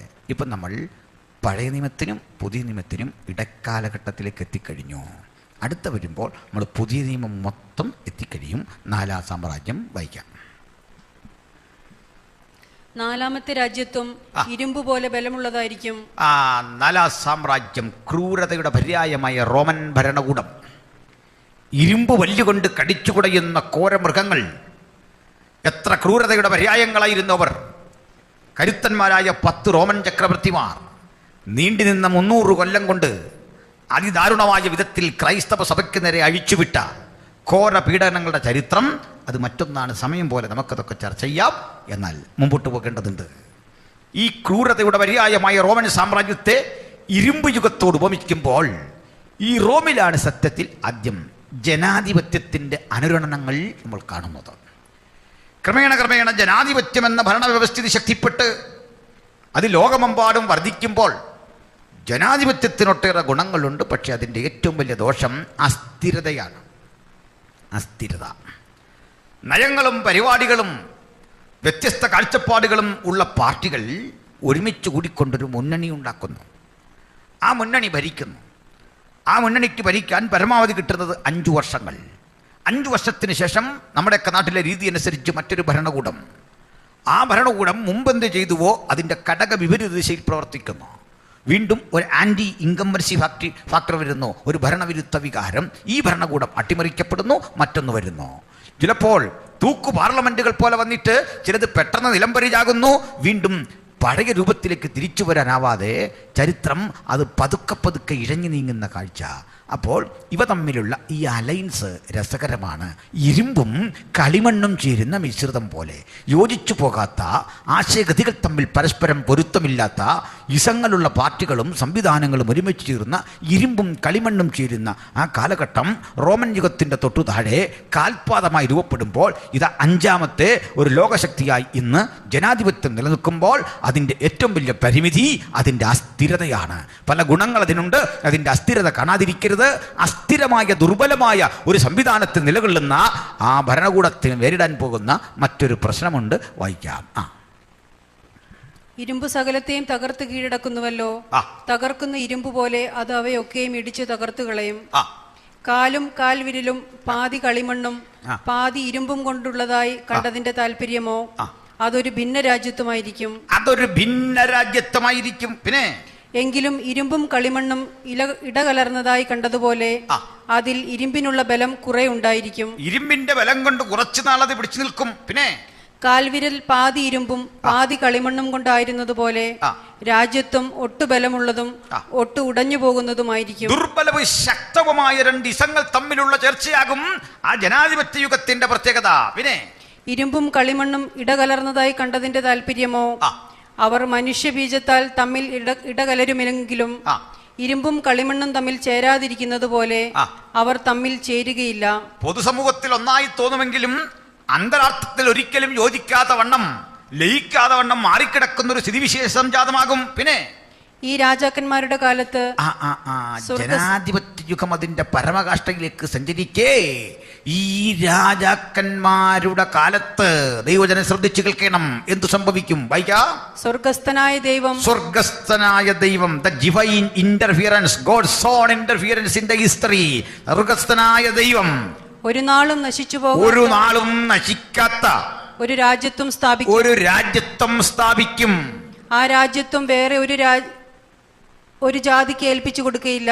ആ രാജ്യത്വം മറ്റൊരു മാനുഷ്യ ഭരണകൂടത്തിന് ഏൽപ്പിച്ചു കൊടുക്കാത്ത തികച്ചും തയോക്രാറ്റിക്കായ ദൈവം തന്നെ ഭരിക്കുന്ന തയോക്രസി, ദൈവാധിപത്യത്തിന്റെ അനുഭവമായി അത് യാഥാർത്ഥ്യമായി ഭവിക്കും. അത് ഈ രാജ്യത്വങ്ങളെയൊക്കെയും തകർത്ത് നശിപ്പിക്കുകയും എന്നേക്കും നിലനിൽക്കുകയും ചെയ്യും. കൈതൊടാതെ ഒരു കല്ല് പർവ്വതത്തിൽ നിന്ന് പറഞ്ഞു വന്നു. ഇരുമ്പും താമ്രവും കളിമണ്ണും വെള്ളിയും പൊന്നും തകർത്തു കളഞ്ഞതായി കണ്ടതിന്റെ താല്പര്യമോ മഹാദൈവം മേലാൽ സംഭവിപ്പാനുള്ളത് രാജാവിനെ അറിയിച്ചിരിക്കുന്നു. ഈ കല്ല് പറഞ്ഞോളൂ. സ്വപ്നം നിശ്ചയവും സ്വപ്നം രാജാവേ ആക്യുറസി ഉള്ളതാണ്, നിശ്ചയവും അർത്ഥം സത്യവുമാകുന്നു രാജാവേ. ഞാൻ ആ കല്ലിനെ കുറിച്ച് കൂടി പറയാം. ഈ കല്ലിന് ഒരു പ്രത്യേകത ഉണ്ട്. ഒന്നാമത്തെ പ്രത്യേകത, അത് കേവലം ഒരു കല്ലല്ല, കൈ തൊട്ടിട്ടില്ല. രണ്ടാമത്തെ പ്രത്യേകത, അത് സ്വയം വളരുന്നു. സ്വയം വളരുന്നെങ്കിൽ അതിൻ്റെ അർത്ഥം അതിന് ജീവനുണ്ട്. ലോകത്തനവധി കല്ലുകളുണ്ടെങ്കിലും ജീവനുള്ള കല്ലെന്ന പേര് ഒറ്റ കല്ലിനേ കിട്ടിയിട്ടുള്ളൂ. ബാക്കി പലയിടത്തും കല്ലുണ്ട്, പക്ഷേ ജീവനില്ല. ജീവനുള്ള കല്ല് ഒന്നേ ഉള്ളൂ. ഹല്ലേലൂയ. അത് ജീവനുണ്ടോ നമ്മൾ ചുമ്മാ പറയല്ല, അത് ജീവനുണ്ടോ എന്ന് ടെസ്റ്റ് ചെയ്ത് പുറത്തു വന്ന കല്ലാണ്. ഈ കല്ലിന് ജീവനുണ്ടോ എന്നറിയാൻ ചരിത്രത്തിൽ ഒരിക്കലൊരു ലബോറട്ടറി ഓപ്പറേറ്റ് ചെയ്തില്ലേ? ആ ലബോറട്ടറി ഓപ്പറേറ്റ് ചെയ്ത സ്ഥലത്തിൻ്റെ പേര് ചരിത്രപ്രസിദ്ധമായ അരിമത്തയിലെ യോസേഫിൻ്റെ കല്ലറയായിരുന്നു. ആ ലാബിനുള്ളിൽ ഈ ബോഡി വെച്ചിട്ട് ടെസ്റ്റ് ചെയ്തതിന് ജീവനുണ്ടോ എന്നറിയാൻ. അകത്തേക്ക് കല്ല് വെച്ച ശേഷം മറ്റൊരു പടുകുറ്റൻ ഉരുണ്ട കല്ലുകൊണ്ട് ഈ കല്ലറ, ഒരു ഗുഹയാണ്, ആ കല്ലറയുടെ കവാടത്ത മുഴുവൻ അടച്ചു. ചെളിയും പശമണ്ണും ചേർത്ത് സീലുണ്ടാക്കി അത് ഒരിക്കലും തുറക്കാതെ വണ്ണം അടച്ചു. പീലാത്തോസ് തന്നെ പറഞ്ഞു, കാവൽക്കൂട്ടത്തെ തരാം, നിങ്ങളാൽ കഴിയും വിധം ഉറപ്പാക്കിക്കൊള്ളണം. ഇതാ യേശു ഇങ്ങനെ തന്നെ ഉയർക്കണമെന്നത് വചനത്തിൻ്റെ താല്പര്യം, ദൈവത്തിൻ്റെ താല്പര്യം. കാരണം ഇതാ ഒരു പറ്റം പ്രതിലോമ ശക്തികൾ ചെന്ന് രാജാവിനെ വിളിച്ചുണർത്തി പറയുക, ആ പഹയൻ ജീവിച്ചിരിക്കെ പറഞ്ഞു അവൻ ഉയർത്തെഴുന്നേൽക്കുമെന്ന്. അവൻ്റെ ശിഷ്യഗണങ്ങൾ ശരീരം തട്ടിക്കൊണ്ടുപോകും. ആദ്യത്തെ ചതി ഒടുവിലത്തെ ചതി ആദ്യത്തെ ചതിയേക്കാൾ അപ്പുറത്താകും. അപ്പോൾ ആ പീലാത്തോസ് പറഞ്ഞത്, കാവൽക്കൂട്ടത്തെ തരാം, നിങ്ങളാവും വിധം ഉറപ്പാക്കണം. അപ്പോൾ യേശുവിനെ വരിഞ്ഞു മുറുക്കി റുമാല് കൊണ്ട് ചുറ്റി കല്ലറയ്ക്കുള്ളിൽ വച്ചു, കവാടത്തെ അടച്ചു, സീല് ചെയ്തു. എന്തിനെയൊക്കെയാണ് അതിജീവിക്കേണ്ടത്? ഉറുമാലുകൾ അഴിഞ്ഞു വീഴണം. 2, കല്ലറയുടെ കവാടത്തിൽ അടച്ചു വച്ചിരിക്കുന്ന ആ കല്ലിൻ്റെ പ്രതിബന്ധത്തെ തകർക്കണം. 3, റോമൻ ഇമ്പീരിയൽ മുദ്ര തകർക്കണം. കാരണം അത്ര പെട്ടെന്നൊന്നും തകരില്ല. ചങ്ങല വലിച്ചു കെട്ടിയ ശേഷം കല്ലിനിടയിൽ ഒരു ദ്വാരമുണ്ട്, അതിലേക്ക് നല്ല പൂട്ടിയിട്ട് റോമാ ഗവൺമെൻറ് ഔദ്യോഗിക ചിഹ്നം പതിച്ചിരിക്കുക. ഒരുവനും തൊടാൻ ധൈര്യമില്ലാത്ത വിധം അത്ര കൃത്യത അതിന്. അപ്പോൾ റോമൻ വ്യവസ്ഥിതിയെ മുഴുവൻ ഏകോപിപ്പിക്കുന്ന ആ മുദ്ര പതിപ്പിച്ച കല്ലറ തുറക്കണം. എല്ലാത്തിനും അപ്പുറത്ത് കാവ നിൽക്കുന്ന പടയാളികളുടെ മുമ്പിൽ വെച്ച് വേണം ഇതൊക്കെ സംഭവിക്കാൻ. ഇങ്ങനെ നീർത്തുകൊണ്ടാണ് യേശു ഞങ്ങൾക്ക് ഇത്ര അഭിമാനം അങ്ങയെക്കുറിച്ച് പ്രസംഗിക്കാൻ. അങ്ങയ്ക്ക് മുമ്പിൽ വെച്ച എല്ലാത്തരം പ്രതിബന്ധങ്ങളെയും തകർത്തുകൊണ്ട് 3-ാം നാൾ ഈ കല്ലറയെ എന്നേക്കും അതിലടക്കം ചെയ്ത് ഒതുക്കാമെന്ന് വിചാരിച്ചവരെ അത്ഭുതപ്പെടുത്തിക്കൊണ്ട് കല്ലറയുടെ കവാടത്തിൽ അടച്ച ഈ ശിലകളെ തട്ടിത്തകർത്തുകൊണ്ട് റോമൻ പടയാളികൾ കാവൽ നിൽക്കെ ഗവൺമെന്റിന്റെ ഇമ്പീരിയൽ മുദ്രകളെ തകർത്തുകൊണ്ട് അങ്ങ് ഉയരത്തിലേക്ക് കരയേറുമ്പോൾ അങ്ങയെ തകർക്കാൻ, ഉയർപ്പിനെ തകർക്കാൻ ഒരു ശക്തിക്കും കഴിഞ്ഞില്ലെങ്കിൽ ഇന്ന് രാത്രി വചനം കേൾക്കുന്നവരെ, ഉലകത്തിൽ ഏറ്റവും വലിയ ശക്തി ഉയർപ്പിന്റെ ശക്തിയാണ്. മരണത്തെ അതിജീവിക്കുന്ന ഉയർപ്പിന്റെ ശക്തിയെങ്കിൽ മരണഭീതി അലതല്ലുന്നവർ, രോഗഭീതി അലതല്ലുന്നവർ, ജീവിതത്തിന്റെ വിവിധ പരാജയങ്ങൾ ഏറ്റുവാങ്ങിയവർ ഇതാ ഉയർത്തെഴുന്നേറ്റവനെ ചൂണ്ടിക്കാട്ടി ഞങ്ങൾ വിളിച്ചു പറയുന്നു. ഉയർപ്പിന്റെ ശക്തി, മരണത്തെ അതിജീവിക്കുന്ന ഉയർപ്പിന്റെ ശക്തി, അത് യേശുവിന്റെ മാത്രം സ്വന്തമെങ്കിൽ നമുക്കും വിശ്വാസത്താൽ അവനെ തൊട്ടുകൊണ്ട് പറയാ, നിന്റെ ഉയർപ്പിന്റെ ശക്തിയാണ് ഞങ്ങളുടെ ജീവിതത്തിന്റെ വീണ്ടെടുപ്പ്. Hallelujah, praise the Lord. കർത്താവ് ഈ ജീവനുള്ള കല്ലെന്ന് ഉറപ്പ് പറയാൻ ഇനിയുമുണ്ട്. കാരണം പുറത്ത് വെച്ച കല്ല് ഒരു കല്ലാണ്, പക്ഷേ വ്യത്യാസം ഇത്രേ ഉള്ളൂ. അതിന് കനമൊക്കെ ഉണ്ടെങ്കിലും ഒറ്റ ദോഷമേ ഉണ്ടായിരുന്നുള്ളൂ. കല്ലിന് കഴിവില്ലാഞ്ഞിട്ടോ ശക്തിയില്ലാഞ്ഞിട്ടോ അടച്ചത് പാളിയതോ റോമപ്പടയാളികളുടെ ഉത്തരവാദിത്തക്കുറവല്ല. പുറത്തെ കല്ലടച്ചു ഭദ്രമാക്കിയെങ്കിലും അതിന് ജീവനില്ലായിരുന്നു. പക്ഷെ അകത്തെ കല്ലിന് ജീവനുണ്ടായിരുന്നു. അകത്തെ കല്ലാകുന്ന ക്രിസ്തുവിന് ജീവനുണ്ടെന്ന് പറയാൻ കാരണം എന്താ? ആ കല്ലിന്റെ സവിശേഷത പ്രവാചകൻ ആത്മാവിൽ രാജാവ് കണ്ട ദർശനം വ്യാഖ്യാനിക്കുമ്പോൾ പറയുക, അവൻ കൈതൊടാതെ വന്ന കല്ല്. കാരണം അവൻ പുരുഷന്റെ ഇഷ്ടത്താലല്ല, മനുഷ്യ സ്പർശമേൽക്കാതെ കന്യ ഗർഭിണിയായി ഒരു മകനെ പ്രസവിക്ക് വന്ന പ്രവചനം നിറവേറിക്കൊണ്ട് കൈതൊടാതെ ചരിത്രത്തിൽ ആഗമിച്ച ഒരു കല്ലാണിവൻ. അതുകൊണ്ട് ഈ കല്ലിനെ കുറിച്ച് ഒന്നുകൂടി പറഞ്ഞ് ഞാൻ അങ്ങ് വിട്ടേക്കാം ആ ഭാഗം. ഈ കല്ല് വലിയൊരു തർക്ക വിഷയല്ലേ. അതുകൊണ്ട് നമ്മുടെ കർത്താവ് ഒരിക്കൽ പറഞ്ഞു, അല്ലയോ പത്രോസ്, അതിന് പെട്രാസ് എന്നാണ് ഗ്രീക്ക് വേർഡ്. നമ്മുടെ കർത്താവും പത്രോസും കൂടി ഫിലിപ്പിൻ്റെ കൈസരിയിൽ നിൽക്കല്ലേ. അത് തന്നെ മറ്റൊരു വിഷയമാണ്. ഞാൻ ഈ ഫിലിപ്പിൻ്റെ കൈസരിയെക്കുറിച്ച് പറഞ്ഞ പ്രസംഗം യൂട്യൂബിൽ കിടപ്പുണ്ട്, കാണണം. 2 കൈസരിയുണ്ട്, അതിലൊന്ന് ഫിലിപ്പിൻ്റെ കൈസരിയ. രാജ്യം ഭരിക്കുന്ന ഹെറോദ ഫിലിപ്പ് എന്ന് പറയുന്ന രാജാവ് ഭരണാധികാരിയാകുന്ന ചക്രവർത്തിയെ ഒന്ന് പ്രീണിപ്പിക്കാൻ, സന്തോഷിപ്പിക്കാൻ വേണ്ടി ഇട്ടിരിക്കുന്ന സ്ഥലപ്പേരാണ് ഫിലിപ്പിൻ്റെ കൈസരിയ. കൈസരിയ വേറൊരു സ്ഥലമുണ്ട്. ഇത് യോർദാൻ ഉത്ഭവിച്ചു വരുന്ന ഹെർമോന്യ മലയുടെ അടിവാരത്ത് യെരുശലേമിൽ നിന്ന് 92 മൈൽ വടക്കുമാറിയാണ്. ഒറ്റ പ്രശ്നമുള്ളൂ, ആ പ്രവേശന കവാടത്തിലേക്ക് കടക്കുന്ന ഏതൊരാളും പറയണം, നമ്മുടെ കർത്താവും രക്ഷിതാവുമായ റോമാ കൈസറുടെ നാമത്തിൽ ഞാൻ നിങ്ങളെ വന്ദനം ചൊല്ലുന്നു. അവിടെ കയറിയ ചക്രവർത്തി ആരാധനയാണ്, വേറൊരു കളിയും നടക്കില്ല. ചക്രവർത്തി ആരാധിക്കുന്ന ഇടത്തേക്ക് യേശുവും ശിഷ്യന്മാരും കടന്നില്ല. അവിടെ ചക്രവർത്തിക്ക് ഒരു വെണ്ണക്കൽ ശില്പവും മനോഹര ക്ഷേത്രവുമൊക്കെ ഉണ്ടാക്കി കാണിക്കയിടാൻ ആളുകൾ വരുന്നു, നിലത്ത് കിടന്ന് ഉരുളുന്നു, വലിയ പരിപാടിയാണ്. യേശു ശിഷ്യന്മാരും ഒരു ദിവസം അങ്ങോട്ട് ചെന്നു. നാട്ടുനടപ്പും ആചാരമനുസരിച്ച് ആളുകൾ പറയാൻ തുടങ്ങി, നമ്മുടെ കർത്താവിൻ്റെ രക്ഷിതാവുമായ റോമാ കൈസറുടെ കൃപ നിൻ്റെ മേലിരിക്കട്ടെ. കേൾക്കുന്നവനും പറയണം, റോമാ കൈസർ നിന്നെ അനുഗ്രഹിക്കട്ടെ. യേശുവിനെ കണ്ടു ആളിങ്ങനെ പറഞ്ഞു കാണും. യേശു ഗൗരവത്തിൽ അവനെ നോക്കി. അല്ല, യേശു അതൊന്നും പറയല്ല. യേശു ഉള്ളത് കൊണ്ട് ശിഷ്യന്മാരും പറയല്ല. എന്താ കാര്യം? അത് ജന്മസിദ്ധമായ ധൈര്യമല്ല. യേശുവിൻ്റെ കൂടെ കൂടിക്കഴിഞ്ഞാൽ നമുക്കും കിട്ടുമെന്നേ ഒരു ധൈര്യം. പണ്ട് ഭയമുള്ള നമ്മൾ കൂടെ അങ്ങ് നടന്നാൽ മതി, പേടിക്കാനൊന്നുമില്ല. ഈ നിഴലിലങ്ങ് നടന്നോ, ആരെതിരെ വന്നാലും ഒന്നും ഭവിക്കില്ല. എന്താ കാരണം? ജയിച്ചവൻ കൂടെ ഉണ്ടെങ്കിൽ അവൻ അറിയാതെ ഒന്നും ഭവിക്കില്ല. അതുകൊണ്ട് അവനൊപ്പം നടന്നുകൊണ്ടാ ഭയം കൂടാതെ ഇവിടെ വരെ വരാൻ അവൻ പ്രാപ്തി നൽകിയത്. ഹല്ലേലൂയ. പ്രിയരെ, അങ്ങോട്ട് കയറുമ്പോൾ ആളുകൾ പലതും ഇങ്ങനെ പറയാ, കൈസറേ നീയാണ് ദൈവം, കൈസറേ നീയാണ് സൃഷ്ടാവ്. യേശു അല്പം നല്ല ആളുകളൊക്കെ ഉള്ള സ്ഥലത്ത് ഇങ്ങോട്ടൊന്ന് മാറി ശിഷ്യന്മാരെ കൂട്ടിയിട്ട് ചോദിച്ചു, ഈ നാട്ടുകാർ മനുഷ്യപുത്രനെക്കുറിച്ച് എന്താ അഭിപ്രായപ്പെടുന്നത്? പറഞ്ഞു, ഗുരു പഴയ പോലൊന്നുമല്ല, ഭയങ്കര പുരോഗതിയല്ലേ ജനങ്ങൾക്ക്. പണ്ട് നിന്നെ തച്ചൻ്റെ മകൻ, ശാസ്ത്രമറിയാത്തവൻ എന്നൊക്കെ കളിയാക്കിയവന് ഭയങ്കര മാറ്റം. ഓ എന്താ മാറ്റം? അവർ പറയാ നീ സ്നാപകൻ ഉയർത്തെഴുന്നേറ്റ് വന്നതാ. ഓ ചിലർ പറയാ നീ ജെറേമ്യാവാ, ചിലർ പറയാ നീ യെശയ്യാവാ, ചിലർ പറയാ നീ ആ പ്രവാചകന്മാരിൽ ഒരുത്തൻ, യേശവല്ല ഏലിയാവാ, ചിലർ പറയാ നീ ആ പ്രവാചകന്മാരിൽ ഒരുത്തൻ. ഓരോന്ന് പറഞ്ഞപ്പോൾ ഇതിങ്ങനെ നീണ്ടുപോകുമെന്ന് യേശുവിനറിയാം. ഇതൊന്നും ശരിയല്ലെന്ന് പറയാം. അതുകൊണ്ട് മാറ്റം ഉണ്ടായിട്ട് കാര്യമില്ല. യേശു ആരാന്നറിയണം, അല്ലാത്ത മാറ്റത്തിൽ അർത്ഥമില്ല. ബീഡി വലി നിർത്തുന്നതോ കള്ളുകൂടി നിർത്തുന്നതോ ആരാധനയ്ക്ക് പോകുന്ന ഒന്നുമല്ല. യേശു ആരാണെന്നറിയണം. ഹല്ലേലൂയ. യേശു ആരാണെന്നറിയുന്നതാ ഏറ്റവും വലിയ മാറ്റം. അല്ലാത്ത മാറ്റങ്ങളൊന്നും പ്രസക്തമല്ല. അങ്ങോട്ട് ചെന്നു യേശു തിരിച്ചൊരു ചോദ്യം, ബട്ട് കൺസേണിങ് മീ, എന്നെക്കുറിച്ച് നിങ്ങൾ എന്ത് പറയുന്നു പറ. അവിടെ എന്താ ശിഷ്യന്മാർ പറഞ്ഞേ? നമ്മുടെ പത്രോസ്, ഞാൻ വീട്ടിൽ പോയി പുള്ളിക്കാരോട് ഒന്ന് ആലോചിക്കട്ടെന്നൊന്നും പറഞ്ഞില്ല. ഒറ്റ വാക്കിൽ പറയാ, നീ ജീവനുള്ള ദൈവത്തിൻ്റെ പുത്രനായ ക്രിസ്തു. ഹല്ലേലൂയ. വിഷയം വിട്ടു പോയതല്ല, കല്ലിൻ്റെ തെളിവ് തേടി പോവാണ് കേട്ടോ.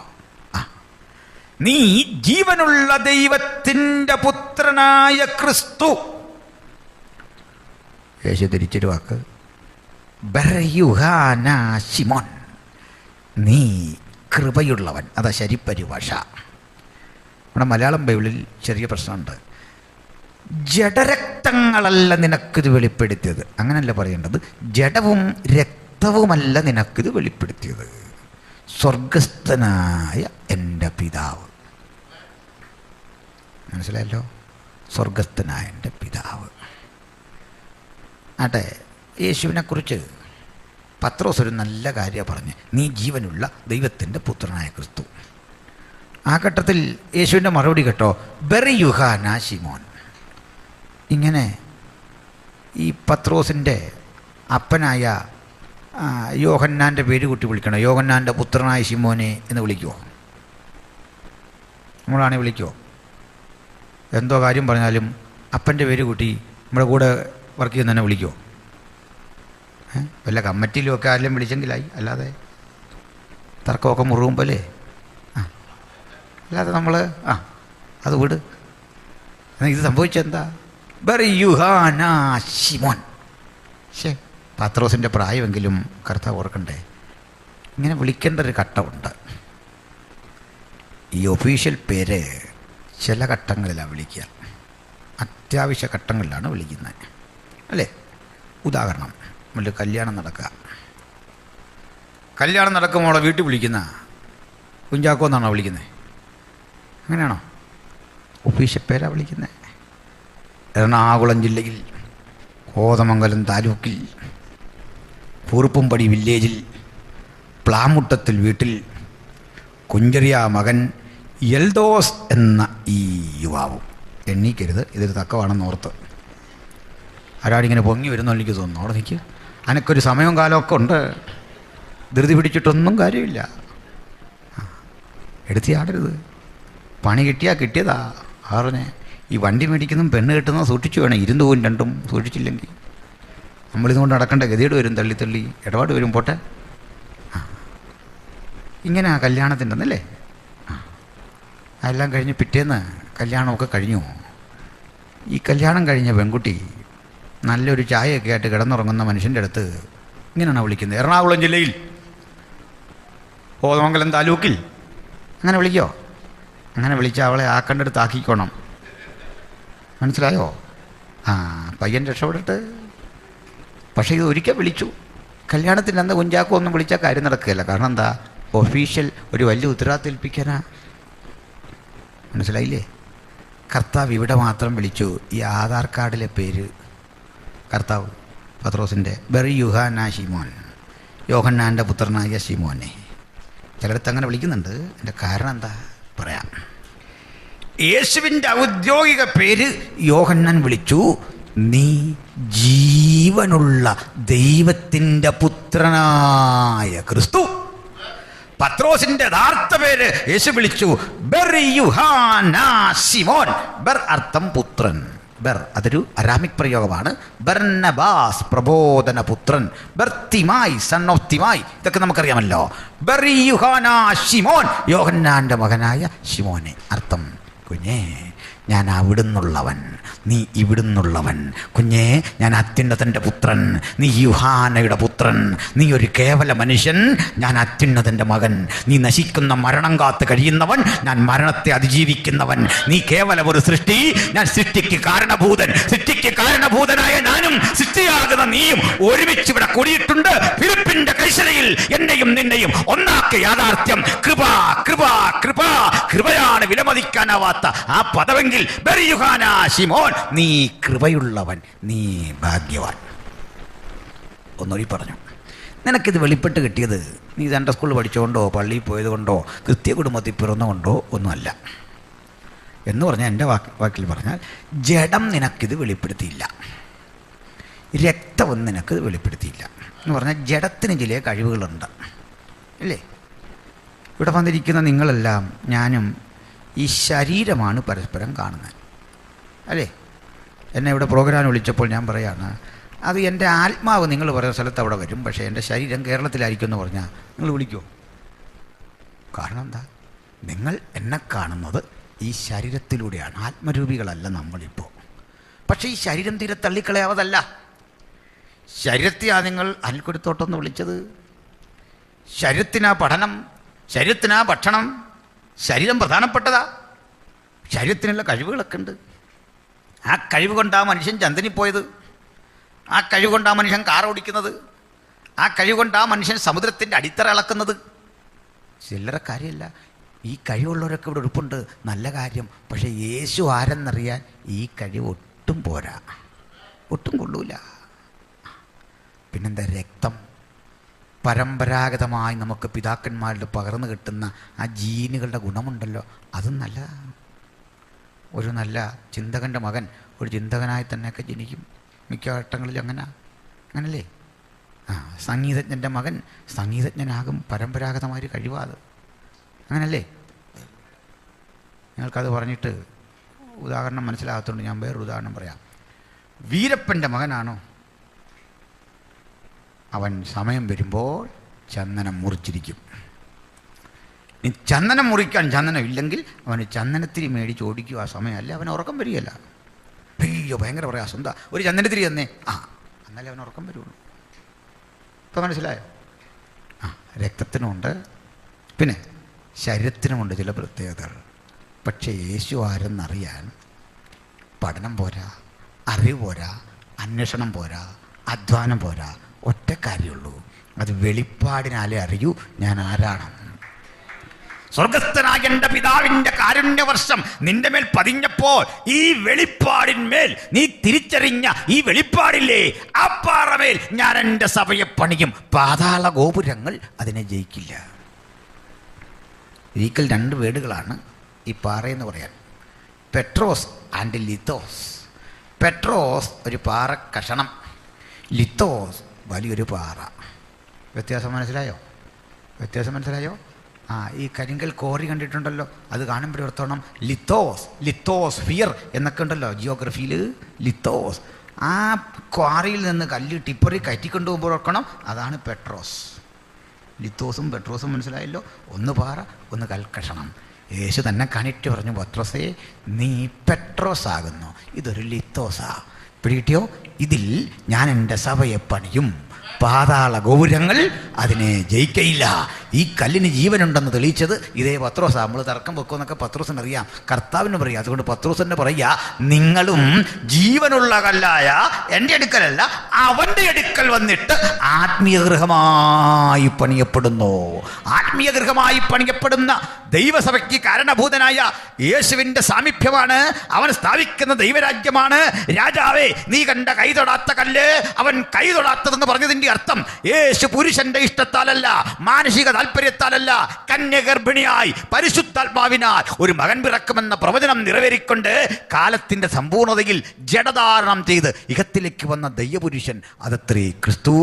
ആ മഹത്തര അനുഭവം ഒരു ദൈവരാജ്യമായി സ്ഥാപിക്കപ്പെടുമ്പോൾ ഇത്തരം മാനുഷിക ഗവൺമെന്റുകൾ, സംവിധാനങ്ങൾ തകർന്ന് തവിടുപൊടിയായി മാറിയിട്ട് ഒരിക്കലും അസ്തമിക്കാത്തൊരു മഹാരാജ്യം യേശു സ്ഥാപിക്കും.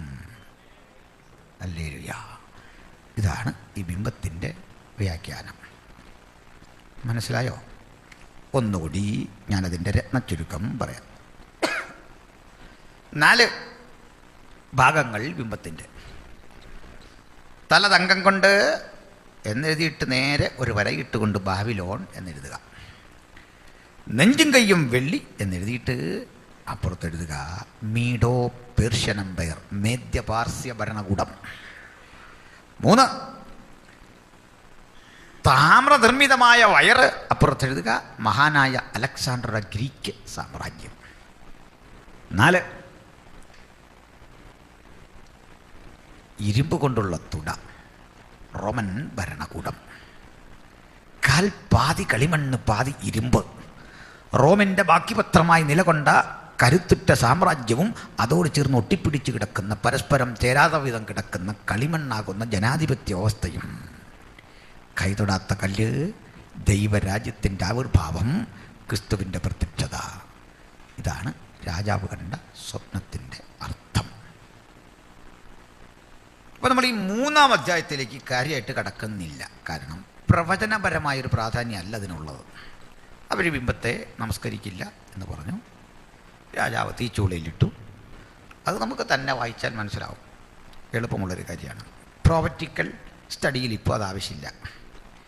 4-ാം അധ്യായവും അങ്ങനെ തന്നെ. കാരണം അത് ആകാശത്തോളം എത്തുന്ന വൃക്ഷത്തിൻ്റെ ദർശനം, നെബൂഖദ്നേസറിനുണ്ടാകുന്ന ഒരു വിഭ്രമം, അയാൾക്കുണ്ടാകുന്ന ദൈവിക ശിക്ഷ, അതവിടെ നിൽക്കട്ടെ.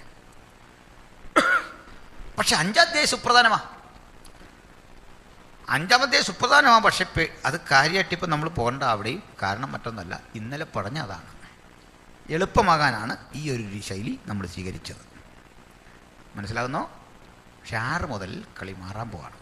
കാരണം 3-ാം സാമ്രാജ്യത്തെക്കുറിച്ച് പറയാൻ പോവാം. അതിനാണ്. പക്ഷെ സാമ്രാജ്യം 1 നല്ല രീതിയിൽ മനസ്സിലായി എന്ന് ഞങ്ങൾ ധരിക്കുന്നു. ബാബിലോൺ അത്ര കാര്യമായിട്ട് 2-ാം സാമ്രാജ്യം മനസ്സിലായിട്ടില്ല. മീഡോ പേർഷ്യ മനസ്സിലായിട്ടില്ല. ദാനിയേൽ അനുഭവിച്ച 1-ാം സാമ്രാജ്യത്തിൽ രാജാവ് കണ്ട സ്വപ്നം, ആകാശത്തോളം എത്തുന്ന വൃക്ഷത്തിൻ്റെ ദർശനം, ഇവയായിരുന്നു സുപ്രധാനം. ആകാശത്തോളം എത്തുന്ന വൃക്ഷത്തിൻ്റെ ദർശനത്തിന് പ്രവചന പ്രാധാന്യമില്ല. അതുകൊണ്ട് തൽക്കാലം നമ്മൾ ആ വഴി വിടുന്നു. 5-ലെ ഭാഗം ചരിത്ര പ്രാധാന്യമാണ്. ബാബിലോണിൻ്റെ പതനം, അതും നമ്മൾ നന്നായിട്ട് ഇന്നലെ രാത്രി എക്സ്പ്ലെയിൻ ചെയ്തു. തുടർന്ന് 6-ന്റെ 1-ലേക്ക് നമ്മൾ കടക്കുന്നു. വായിക്കാം. കാരണം നമുക്ക് വെളിപ്പാടിലേക്ക് ചെല്ലാനുണ്ട്. അധികം നീട്ടിക്കൊണ്ടു പോകാനൊക്കില്ല. അങ്ങനെ വായിക്കാം. രാജ്യമൊക്കെയും ഭരിക്കേണ്ടതിന് രാജ്യത്തിന്മേൽ 120 പ്രധാന ദേശാധിപതികളെയും അവരുടെ മേൽ 5-ന്റെ അവസാനത്തെ ഭാഗം വായിച്ചാട്ടെ. 5-ന്റെ ലാസ്റ്റ് വൺ. ആ രാത്രിയിൽ തന്നെ കൽദയ രാജാവായ ബേൽശസ്സർ കൊല്ലപ്പെട്ടു. കൽദയ രാജാവായ ബേൽശസ്സർ കൊല്ലപ്പെട്ടു. ഇന്നലെ പറഞ്ഞു. മേദ്യനായ ദരിയാവേശ് 62 വയസ്സുള്ളവനായി രാജ്യത്വം പ്രാപിച്ചു. മേദ്യനായ ദാരിയൂസ് ആരാന്ന് മനസ്സിലായല്ലോ? നമ്മുടെ അമ്മായിപ്പൻ, മറ്റേ കക്ഷിയുടെ. ഉണ്ടോ? പ്രായമുള്ള മനുഷ്യർക്ക് ഒരു പദവി കൊടുത്ത് നമ്മളൊക്കെ ആണെങ്കിൽ എവിടെയും ഒതുക്കുക പതിവ്. പക്ഷെ ഇതങ്ങനല്ല. മറിച്ച് എന്ത് ചെയ്ത് അപ്പച്ചൻ ആദ്യം ഭരിച്ചോട്ടെന്ന് വെച്ചു. അപ്പച്ചൻ്റെ 62-ാം വയസ്സിൽ ഭരണത്തിന് കയറി. അപ്പച്ചൻ മരിച്ചപ്പോൾ ഈ മേദ്യയും പേർഷ്യയും ലയിപ്പിച്ച് നമ്മുടെ ദാരിയാവേശ് ഭരണം ആരംഭിച്ചു. നമുക്ക് ഇപ്പോൾ ഈ 4 ബിംബത്തിൻ്റെ ഭാഗമാണ് പറഞ്ഞു പോകുന്നത്. അതുകൊണ്ട് ഇച്ചിരി മുമ്പോട്ട് പോകണം. അങ്ങനെ ഇരിക്കുന്ന ഘട്ടത്തിൽ ദാനിയേലിന് സിംഹക്കുഴി ഒരുക്കുന്ന ഒരു പ്രശ്നമാണ് നമ്മൾ 6-ാം അധ്യായത്തിൽ കാണുന്നത്. നമുക്ക് അവിടുന്ന് മുമ്പോട്ട് പോകണം. എങ്കിലേ ഈ 2-ാം സാമ്രാജ്യത്തിൻ്റെ തകർച്ചയും വയറ് എന്ന് പറയുന്ന ഭാഗവും കൂടെ പഠിക്കാൻ പറ്റൂ. അതിലേക്ക് പോകാൻ നമുക്ക് 7-ാം അധ്യായത്തിലേക്കൊന്ന് ചാടിക്കയറണം. വായിച്ചാട്ടെ. തിരിച്ചു വരും. നമ്മൾ വായിച്ചു. ബാബേൽ രാജാവായ ബേൽശസ്സറിന്റെ 1-ാം ആണ്ടിൽ ദാനിയേൽ ഒരു സ്വപ്നം കണ്ടു. 5-ന്റെ അവസാനം നമ്മൾ പറഞ്ഞ എന്താ? ദാര്യാവേശം മരിച്ചു, കൊല്ലപ്പെട്ടു. പക്ഷെ 7:1 എന്താ പറയുന്നത്? എന്താ പറയുന്നത്? ബേൽശസ്സറിന്റെ 1-ാം ആണ്ടിൽ. കണ്ടോ, അവൻ്റെ കേസ് കേട്ട് ഏതാണ്ട് 5-ാം അധ്യായത്തിൻ്റെ അവസാനം തീർന്ന, പക്ഷേ 7-ാം അധ്യായത്തിൽ വീണ്ടും പറഞ്ഞെന്താ അവൻ്റെ കാര്യം. ഇപ്പം എന്താ പറ്റുക അങ്ങനെ? അതിന് ചെല്ലു പറഞ്ഞ പുസ്തകത്തിൻ്റെ ഓർഡർ തെറ്റിയെന്ന. പുസ്തകത്തിൻ്റെ ഓർഡറല്ല, വായിച്ചവൻ്റെ തലയുടെ ഓർഡറാണ് തെറ്റിപ്പോയത്. കാരണം ബൈബിളിന് അങ്ങനെ ഓർഡറിന് തെറ്റുമൊന്നും വരത്തില്ല. ദാനിയേൽ പുതിയൊരു രാജ്യത്ത് എന്നോർത്ത് പഴയൊരു കാര്യം പറയരുന്നുണ്ടോ? ഉണ്ടോ? ഞാൻ കേരളത്തിലായിരിക്കുമ്പോൾ എന്ന് പറഞ്ഞ പാവാണോ? ബേൽശസ്സറിൻ്റെ 1-ാം ആണ്ടിൽ എനിക്കൊരു ദർശനം ഉണ്ടായി എന്ന് അടുത്ത സാമ്രാജ്യത്തിൽ ഇരുന്നുകൊണ്ട് പഴയൊരു കാര്യം പറയുന്നതിനകത്ത് എന്താ അതിശക്തി? മനസ്സിലായില്ലേ? അത്ര എളുപ്പം, അതത്രേ ഉള്ളൂ. അതിന് ചൊല്ലി പറഞ്ഞു ഓർഡർ തെറ്റിപ്പോയി, ഈ കാര്യം അപ്പുറത്ത് വരേണ്ടതാ. ആ പുള്ളിക്ക് മനസ്സിലായില്ലെന്നോർത്ത് അതങ്ങ് പറഞ്ഞാൽ പോലെ. പിടികിട്ടിയോ? ബേൽശസ്സറിൻ്റെ 1-ാം ആണ്ടിൽ എനിക്കൊരു ദർശനമുണ്ടായി എന്നത് നമ്മൾ പറഞ്ഞു തരുന്നത് ദാര്യാവേശ് ഭരിക്കുന്ന രാജ്യത്ത് വെച്ചാണെന്നേ ഉള്ളൂ. അതാ സംഭവം. ഇനി ബാക്കി വെച്ചു. അവന് കിടക്കയിൽ വെച്ച് ദർശനങ്ങളുണ്ടായി. അവൻ സ്വപ്നമെഴുതി കാര്യത്തിന്റെ സാരം വിവരിച്ചു. ദാനിയേൽ വിവരിച്ചു പറഞ്ഞത് എന്തെന്നാൽ ഞാൻ രാത്രിയിൽ എന്റെ ദർശനത്തിൽ കണ്ടത് ആകാശത്തിലെ 4 കാറ്റും മഹാസമുദ്രത്തിന്റെ നേരെ അടിക്കുന്നത് ഞാൻ കണ്ടു. കടലിന് നേരെ 4 കാറ്റടിക്കുന്നു, 4 ദിക്കിൽ നിന്ന് 4 കാറ്റ്. അപ്പോൾ തമ്മിൽ ഭേദിച്ചിരിക്കുന്ന 4 മഹാമൃഗങ്ങൾ, തമ്മിൽ യോജിപ്പില്ലാത്ത 4 മഹാമൃഗങ്ങൾ സമുദ്രത്തിൽ നിന്ന് കരയേറി വന്നു. സമുദ്രത്തിൽ നിന്ന് 4 മഹാമൃഗങ്ങൾ കരയേറി വന്നു. പിന്നെ ഒന്നാമത്തേത് സിംഹത്തോട് സദൃശ്യവും. 4-ാം വാക്യല്ലേ വായിക്കുന്നേ? ആണോ? അതെ. 1-ാം മൃഗം സിംഹസദൃശ്യം. അവിടെ നിൽക്കട്ടെ, 5-ാം വാക്യം വായിച്ച്. രണ്ടാമത് കരടിയോട് സദൃശ്യമായ മറ്റൊരു കണ്ടു. 6-ാം വാക്യം വായിച്ച്. പിന്നെ പുള്ളിപ്പുലിക്ക് സദൃശ്യമായ മറ്റൊന്നിനെ കണ്ടു. 7-ാം വാക്യം വായിച്ച്. ഞാൻ പിന്നെയും ഘോരവും ഭയങ്കരവും അതിബലവുമുള്ള 4-മതൊരു മൃഗത്തെ കണ്ടു. 4 മൃഗങ്ങളുടെ പേരങ്ങ് പഠിക്കാനാണ് ഇങ്ങനെ വാക്യം എണ്ണി അങ്ങ് പോയത്. 1 സിംഹസദൃശ്യം, 2 കരടി. കരടിയെ നമുക്ക് കാര്യമായിട്ട് പഠിക്കണം, ഒരു പാർശ്വം ഉയർത്തി നിൽക്കുന്ന കരടി. 3 പുള്ളിപ്പുലി. 4 ഘോരവും ഭയങ്കരവുമായ ഇരുമ്പ് പല്ലുള്ളൊരു മൃഗം. പേരിടാൻ പറ്റുന്നില്ല മൃഗത്തിൻ്റെ. ഇപ്പം മനസ്സിലായോ? ഇത് നോർത്ത് ഈ ക്രമം. സിംഹമാണ് 1-ാം മൃഗം. 2-ാം മൃഗം ഒരു കരടി.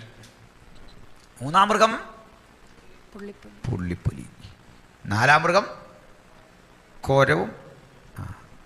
ഈ ഘോരവും ഭയങ്കരവും എന്ന് പറയാൻ ബുദ്ധിമുട്ടുള്ളൊരു നമ്മുടെ ഒരു മന്ത്രി പറയുന്ന കാര്യം എടുത്താൽ മതി. ക്രൂരവും പൈശാചികവുമായ ഒരു മൃഗം ഇവിടെ കണ്ടു. 4-ാം മൃഗം. മനസ്സിലായോ? അങ്ങനെ എത്ര മൃഗങ്ങളാണാകെ? 4 മൃഗങ്ങൾ. അതിൻ്റെ വ്യാഖ്യാനം 7-ന്റെ ബാക്കി മുതൽ അങ്ങ് വായിച്ചോളൂ. അതിന് വലിയ ഇരുമ്പ് പല്ലുണ്ടായിരുന്നു. പിന്നെ അത് തിന്നുകയും തകർക്കുകയും ചെയ്തിട്ട് ശേഷമുള്ളതിനെ കാലുകൊണ്ട് ചവിട്ടിക്കളഞ്ഞു. മുമ്പേ കണ്ട സകല മൃഗങ്ങളിലും വെച്ച് ഇത് വ്യത്യാസമുള്ളതായിരുന്നു. പിന്നെ അതിന് 10 കൊമ്പുണ്ടായിരുന്നു. ഒത്തിരി ഉണ്ട് ഈ സംഭവം. 10 കൊമ്പ്. മഹാശല്യമുള്ളൊരു മൃഗമാണ്. ഡീപ്പ് സ്റ്റഡി വരുന്നുണ്ട്, നമുക്ക് അന്നേരം പറയാം. പക്ഷെ ഒരു കാര്യം, ഈ 4 മൃഗങ്ങളെ നമ്മൾ ഉദ്ദേശിക്കുന്ന പോലെ പഠിക്കാൻ വിഷമമുള്ള കാര്യമൊന്നുമല്ല, ഒരു പ്രയാസമില്ല. എന്താ കാര്യം? ഈ മൃഗങ്ങളുടെ കാര്യം ഓർത്താൽ ബാക്കി നമുക്ക് എളുപ്പമാണ്. നമ്മൾ ഈ മാച്ച് ദ ഫോളോയിങ് എന്നൊക്കെ പറയുന്ന പോലെ ചേരുമ്പഴി ചേർക്കുക എന്നുള്ള ഇത് എന്ന് വെട്ടി ഒട്ടിച്ച ആ സംഗതി എളുപ്പമായി. രാജാവ് കണ്ട ബിംബത്തിൻ്റെ 4 പാർട്സുകളോട് ചേർത്ത് 4 മൃഗങ്ങളെ ഒട്ടിച്ചു വെച്ചാൽ കളി എളുപ്പമായി. പഠിച്ചു കഴിഞ്ഞ് നമ്മൾ രാജാവ് കണ്ട സ്വപ്നത്തിലെ തങ്കം കൊണ്ടുള്ള തലയും ദാനിയേൽ 7 കണ്ട കടലിൽ നിന്ന് കരേറി വന്ന സിംഹവും ഒരേ കാര്യം, ഒരേ ആശയം, ഒരേ വിഷയം. സിംഹരാജനാകുന്ന ഉലകത്തിൻ്റെ അക്കാലഘട്ടത്തിലെ പ്രധാനപ്പെട്ട രാജ്യമാകുന്ന ബാബിലോൺ തന്നെയാണ് ഇതിൻ്റെ മീനിങ്. ഒരു പാർശ്വം ഉയർത്തി നിൽക്കുന്ന പുള്ളിപ്പുലി, കരടി. ആ 3 അസ്ഥിയും കടിച്ചു പിടിച്ചാൽ വരുന്നത്, സിറിയയൊക്കെ തോൽപ്പിച്ചു വരികയാണ്. അങ്ങനെ കയറി വരുന്ന ആ മൃഗം മീഡോ പേർഷ്യൻ എംപയറാണ്. അതിലൊരു പാർശ്വം ഉയർന്നു നിൽക്കാൻ കാരണം മേദ്യനായ കോരേശിൻ്റെ ദാര്യാവേശിൻ്റെ ആ ഭരണം അല്പം ദുർബലവും ഒരു ഭാഗം കരുത്തു കാട്ടി വന്നത് മരുമകൻ ഭരിക്കുന്ന ഘട്ടമാണ്. അങ്ങനെ 2ാം ഭാഗം രാജാവ് കണ്ട ബിംബത്തിൻ്റെ നെഞ്ചും കൈയും വെള്ളി കൊണ്ടുള്ള ഭാഗം. 3ാമത് കണ്ടത് പുള്ളിപ്പുലി, അതിവേഗത്തിൽ പാഞ്ഞു വരുന്ന പുള്ളിപ്പുലി മഹാനായ അലക്സാണ്ടറുടെ ഗ്രീക്ക് സാമ്രാജ്യമാണ്. വിശദീകരണം പിന്നാലെ വരുന്നു. 4ാമത് കണ്ട ഇരുമ്പ് പല്ലുള്ള ഘോരമൃഗം 10 കൊമ്പതിനുണ്ടെങ്കിൽ 10 വിരലുള്ള കാൽപാദമാണ്. അപ്പുറത്ത് കണ്ട റോമൻ ഭരണകൂടമാണ്. ചുരുക്കത്തിൽ എളുപ്പമാകുന്നു നമ്മുടെ പഠനം. Daniel chapter 2 and chapter 7, the 2 chapters are parallel. 2 സമാന്തര അധ്യായങ്ങളാണ്. ഒരേ കാര്യം, ഒരേ വിഷയം, ഒരേ വ്യാഖ്യാനം, ഒരേ വസ്തുത, പക്ഷെ കാണുന്നത് 2 പേര്. 2 വിധത്തിൽ കാണുന്നു, അർത്ഥം ഒന്ന് തന്നെ. മനസ്സിലായോ? രണ്ടും ഒന്ന് തന്നെ. നമ്മളിതിൽ നന്നായി പഠിച്ചത് ബാബിലോണിയൻ്റെ കാര്യമാണ്.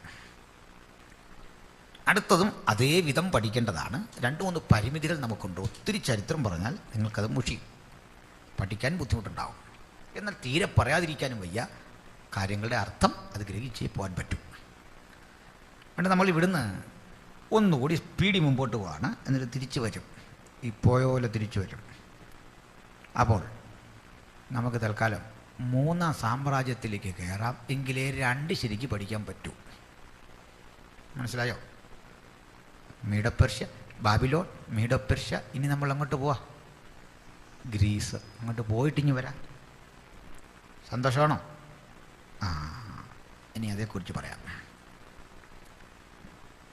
ഈ മാസിഡോണിയ ഭരിച്ച ഒരു രാജാവുണ്ടായിരുന്നു. അയാളുടെ പേര് ഫിലിപ്പ് എന്നായിരുന്നു, മഹാനായ ഫിലിപ്പ്. ഈ ഫിലിപ്പ് രാജാവിൻ്റെ മകൻ്റെ പേരാണ് അലക്സാണ്ടർ. ബുദ്ധിശക്തിയിലും പ്രാപ്തിയിലുമൊക്കെ ഒരു അമാനുഷിക പ്രതിഭയെപ്പോലായിരുന്നു ബാല്യം മുതൽ അലക്സാണ്ടർ. അലക്സാണ്ടറുടെ അന്നത്തെ കാലത്തെ പ്രസിദ്ധനായ അരിസ്റ്റോട്ടിലിൻ്റെ പാഠശാലയിൽ അപ്പൻ വിട്ടു പഠിപ്പിക്കാൻ. Socrates, Plato, Aristotle. അരിസ്റ്റോട്ടിൻ്റെ കലാലയത്തിൽ നിന്ന് തത്വചിന്ത, ഗണിതം, സംഗീതം, യുദ്ധം, രാഷ്ട്രമീമാംസ, തർക്കശാസ്ത്രം ഇവയെല്ലാം അലക്സാണ്ടർ നന്നായി പഠിച്ചു. ചില മലയാളം അല്പം കട്ടിയാണ്. അദ്ദേഹം പഠിച്ചത് എന്തൊക്കെയാണ്? ഗണിതം, arithmetics, philosophy, then political science, ഇവയെല്ലാം നന്നായിട്ട് പഠിച്ചു. 12 വയസ്സേ പ്രായമുള്ളപ്പോൾ അദ്ദേഹം ഒരു ദിവസം ഒരു സംഭവം, അപ്പനായ ഫിലിപ്പ് രാജാവ് അടുത്തടുത്ത രാജ്യങ്ങളൊക്കെ ആക്രമിച്ച് കൂട്ടിച്ചേർത്തു. വിജയം ആഘോഷിച്ചുല്ലസിച്ച് വീഞ്ഞു കുടിച്ചിരിക്കെ ഈ ആഘോഷത്തിൽ പങ്കെടുക്കാതെ പിണങ്ങി 12 വയസ്സുള്ള അലക്സാണ്ടർ മാറിയിരുന്നു. ആളെ അയച്ച് അലക്സാണ്ടറെ പരിചയിച്ചു, നീ എന്തിനാ കരയുന്നേ, വിഷമിക്കുന്ന എന്തിനാ? അപ്പം അദ്ദേഹം പറഞ്ഞു, അങ്ങെന്തായി ചെയ്യുന്നേ? നാളെ ഒരിക്കൽ ഈ ഗ്രീസിൻ്റെ രാജാവാകുമെന്ന്, മാസിഡോണിയുടെ രാജാവാകുമെന്ന് അങ്ങനോട് പറഞ്ഞിട്ടുണ്ട്. നേരോ? ഓ, നീ ആ രാജാവ്. പക്ഷേ അങ്ങ് ഈ അടുത്തടുത്ത രാജ്യങ്ങളെല്ലാം യുദ്ധം ചെയ്തിങ്ങനെ പിടിച്ചാൽ ഞാൻ പിന്നെ എന്തിനാ രാജാവാകുന്നത്? എനിക്ക് യുദ്ധം ചെയ്യാൻ ഒരു രാജ്യമില്ല.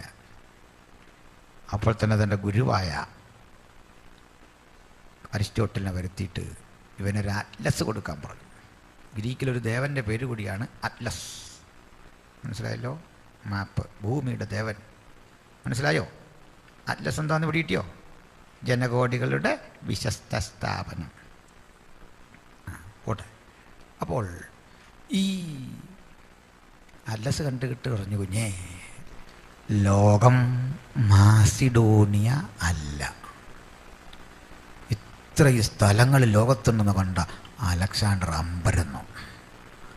അയാൾ അന്ന് മുതൽ ഈ സ്ഥലങ്ങളുടെ കാലാവസ്ഥ, പക്ഷികളെക്കുറിച്ചും മൃഗങ്ങളെക്കുറിച്ചും മനുഷ്യരെക്കുറിച്ച് അങ്ങനെ പഠിച്ചിരുന്നിട്ട്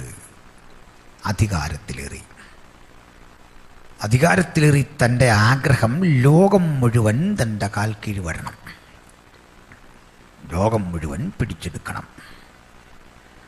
അതിന് വ്യത്യസ്തങ്ങളായ യുദ്ധരീതികൾ അവലംബിച്ചെങ്കിലും അലക്സാണ്ടർക്ക് ചില പ്രശ്നങ്ങൾ നേരിട്ടു. ഓരോ രാജ്യങ്ങൾ യുദ്ധം ചെയ്ത് അങ്ങോട്ട് പോകുമ്പോൾ ചില രാജ്യങ്ങളിലേക്ക് ചെല്ലുമ്പോൾ യുദ്ധം ആരംഭിക്കുന്നതിന് മുമ്പ് ആൾ മരിച്ചു പോവുക. കാരണം കഠിന തണുപ്പോ കഠിന ചൂടോ കാലാവസ്ഥയോട് പടയാളികൾ പൊരുത്തപ്പെടുന്നില്ല. ഭക്ഷണം പോരാ. അവിടുത്തെ അലക്സാണ്ടർ നേരിടാൻ ചെയ്ത വിദ്യ, കൂടുതൽ പണം കൊടുത്തും പാരിതോഷികങ്ങൾ കൊടുത്തും അവിടുത്തുകാരെ വിലയ്ക്ക് വാങ്ങി തൻ്റെ ഒപ്പം ചേർത്തു. പക്ഷെ ഒറ്റ കണ്ടീഷൻ, ഉത്തരവിടുന്ന ക്യാപ്റ്റൻ തൻ്റെ വിശ്വസ്തനായിരിക്കണം. അതും വിജയിച്ചില്ല. കാരണം ഇദ്ദേഹം ഉത്തരവിടും, കേൾക്കുന്നവനൊന്നും മനസ്സിലാകുന്നില്ല. എന്തായിരിക്കും കാര്യം? ഭാഷ ഒരു പൊതുപ്രശ്നമായിട്ട് ആരംഭിച്ചത് മിനിങ്ങാൻ നമ്മൾ പഠിച്ചു. എവിടെയാ ഭാഷ കലങ്ങിയത്? നമ്മുടെയൊക്കെ നാട്ടിൽ പണ്ട് ഈ ടൗണിലൊക്കെ നിന്ന ഭാഷ കലങ്ങുന്നൊക്കെ കേൾക്കാമായിരുന്നു. ഇപ്പോൾ അതൊക്കെ സർക്കാർ ഒത്തിരി ക്രമീകരണം വരുത്തിയിട്ടുണ്ട് അല്ലേ? മദ്യപിച്ചിട്ടൊക്കെ ആളുകൾ. ബാബിലോണി മാത്രമല്ല, നമ്മുടെ നാട്ടിലും അങ്ങനെ ഉണ്ടായിരുന്നു പണ്ട്. അപ്പോൾ ഈ ഭാഷ കലങ്ങും മുമ്പ് വരെ മനുഷ്യർക്കല്ല ഒറ്റ ഭാഷ. മനസ്സിലായല്ലോ? സകല ഭാഷയും ഒരു ഭാഷയിൽ നിന്നുണ്ടായതാ. അങ്ങനെ ബൈബിൾ പഠിപ്പിക്കുന്നത്. ബൈബിളും നരവംശ ശാസ്ത്രമല്ല ഇതാ പഠിപ്പിക്കുക. അതിന് തെളിവുണ്ട്. തൽക്കാലം ഒരു തെളിവ് പറഞ്ഞിട്ട് അങ്ങോട്ട് വരാം. നമ്മൾ ഒരാളെ പരിചയപ്പെടുന്നതിൻ്റെ ഭാഗമായിട്ട് ആദ്യം എന്താ ചെയ്യുന്നത്? പേര് ചോദിക്കും, അതല്ലേ? പേര് എന്നതിന് ഇംഗ്ലീഷിൽ എന്താ പറയുക? നെയിം. ഹിന്ദിയിൽ എന്താ പറയുക? നാം. സംസ്കൃതത്തിൽ എന്താണെന്നറിയാമോ? നാമം. അറബിക്കിൽ എന്താ? ഇസ്മ. ഹീബ്രുവിൽ എന്താണെന്നറിയോ? ഇപ്പം പ്രയാസമുള്ളൊരു പേരാ shame. Shameless person is A Shameless person. Hebrew shame എന്ന് പറഞ്ഞാൽ ഇംഗ്ലീഷിലെ അർത്ഥമല്ല, പിന്നെന്താ? നാമം. അപ്പം ഷെയിം, നെയിം, ഇസ്മ, നാമം. ഗ്രീക്കിൽ പറയും ഒനോമ. ഒനോമ ഇസൂസ്, യേശുവിൻ്റെ നാമത്തിൽ തന്നെ. എന്നോമ, ഒനോമ, നെയിം, നാമം, നെയിം എല്ലാം ഉണ്ടായതിന് ശബ്ദം കൊണ്ട് ഒരു പൊതു ഉറവിടമില്ലേ? ഉണ്ടോ? അവിടെ നിന്ന് ഇങ്ങനെ പിരിഞ്ഞ് പോരുന്ന. ഒന്നുകൂടി പറഞ്ഞോടെ വിട്ടേക്കാം. ഒന്ന് എന്നതിന് ഇംഗ്ലീഷിൽ എന്താ പറയുക? വൺ. ഈ വൺ എങ്ങനെ എഴുതുക? ONE. ONE എന്ന് എഴുതിയിട്ട് ഒന്നേന്ന് വായിക്കാവോ നോക്കി? ONE, ഒന്ന്. വൺ. പറ്റുമോ? ഇങ്ങനെ ഒന്നും രണ്ടും അല്ല, 156 പദം ഞാൻ ഇങ്ങനെ പഠിച്ചു വച്ചിട്ടുണ്ട്. മറ്റൊരവസരത്തിൽ പറയാം. പദങ്ങൾ തമ്മിൽ കൊണ്ടും കൊടുത്തും വളർന്നു. പിടികിട്ടിയോ? കൊണ്ടും കൊടുത്തും വളർന്ന. നമ്മൾ മലയാള പദങ്ങൾ പോലും ഈ യഹൂദന്മാർക്ക് കൊടുത്തിട്ടുണ്ട്. യഹൂദന്മാരുടെ പദം നമ്മൾ കൊടുത്തിട്ടുണ്ട്. ബാക്കി തരാൻ പറയില്ലേ? ബാക്കി അറബിപ്പദ. തർക്കമുണ്ടെങ്കിൽ കച്ചേരി പോകുമെന്ന് പറയില്ലേ? അറബിപ്പദവ. അറബി, എബ്രായ, അങ്ങോട്ടും ഇങ്ങോട്ടുമൊക്കെ നമ്മൾ കൊടുത്തു. അപ്പോൾ എല്ലാ ഭാഷയും കൊണ്ടും കൊടുത്തും വളർന്നതാണ്. പക്ഷെ അലക്സാണ്ടറുടെ കാലത്ത് ഭാഷ ഒരു പ്രശ്നമായപ്പോൾ ഇയാൾക്കിതൊന്ന് പരിഹരിക്കണം. അങ്ങനെ പരിഹരിച്ചു വന്നപ്പോൾ അദ്ദേഹം പറഞ്ഞു, ലോകത്തിന് തൻ്റെ ആധിപത്യത്തിന് കീഴിൽ ഒരു ഭാഷയേ പാടുള്ളൂ. അത് തൻ്റെ മാതൃഭാഷയാകുന്ന ഗ്രീക്കായിരിക്കണം. ഗ്രീക്ക്. അതിനൊരു പ്രശ്നം. ഈ ഗ്രീക്ക് ഭാഷ തന്നെ പല ഭാഗങ്ങളായി പിരിഞ്ഞ് പിരിഞ്ഞ് പിരിഞ്ഞ് പല രൂപത്തിൽ കിടക്കെ അലക്സാണ്ടർ ഈ ഭാഷയെ ഏകോപിപ്പിച്ച് ഒരു ഭാഷ രൂപവൽക്കരിച്ചു. ഭാഷയ്ക്കൊരു യൂണിഫോമിറ്റി ഉണ്ടാക്കി. എന്തിന്? നമ്മുടെ മലയാളം പോലും 7-8 രൂപത്തിലാണ് ആളുകൾ സംസാരിക്കുന്നത്, ഇല്ലേ? ചെറിയൊരു നാടാണ്, പക്ഷേ ചിലയിടത്ത് നിന്ന് അങ്ങോട്ടും ഇങ്ങോട്ടും ഈ പറയുന്നത് എന്താണെന്ന് മനസ്സിലാവുമോ? ഇല്ല. തൃശ്ശൂരുകാരുണ്ടോ അവിടെ? ആ, അവരോട് നമ്മൾ വരുന്നോ യോഗത്തിന് വെച്ചാൽ പറഞ്ഞ എങ്ങനെയോ വരില്ല. അത് എറണാകുളത്തോട്ട് കയറുമ്പോൾ അവർ പറയും വരൂലാന്നേ. അവിടുന്ന് നേരെ നമ്മൾ കോട്ടയത്തെ നേരം കൊണ്ട് അവർ പറയും വരില്ല. കോട്ടയം വിട്ട് പത്തനംതിട്ട എത്തുമ്പോൾ പറയും വരത്തില്ല. എവിടെ തുടങ്ങി? വരില്ല, വരൂല, വരില്ല. ഒടുവിൽ പത്തനംതിട്ട ഇപ്പം എന്തായി? ഒരു ഇത്താ കുട്ടിച്ചെറുത്തു വരത്തില്ല. ആലപ്പുഴ എത്തുമ്പോൾ കളി മാറി വരത്തില്ല, വരത്തില്ല, വരത്തില്ല. എന്തൊരു പ്രയോഗമാണ്!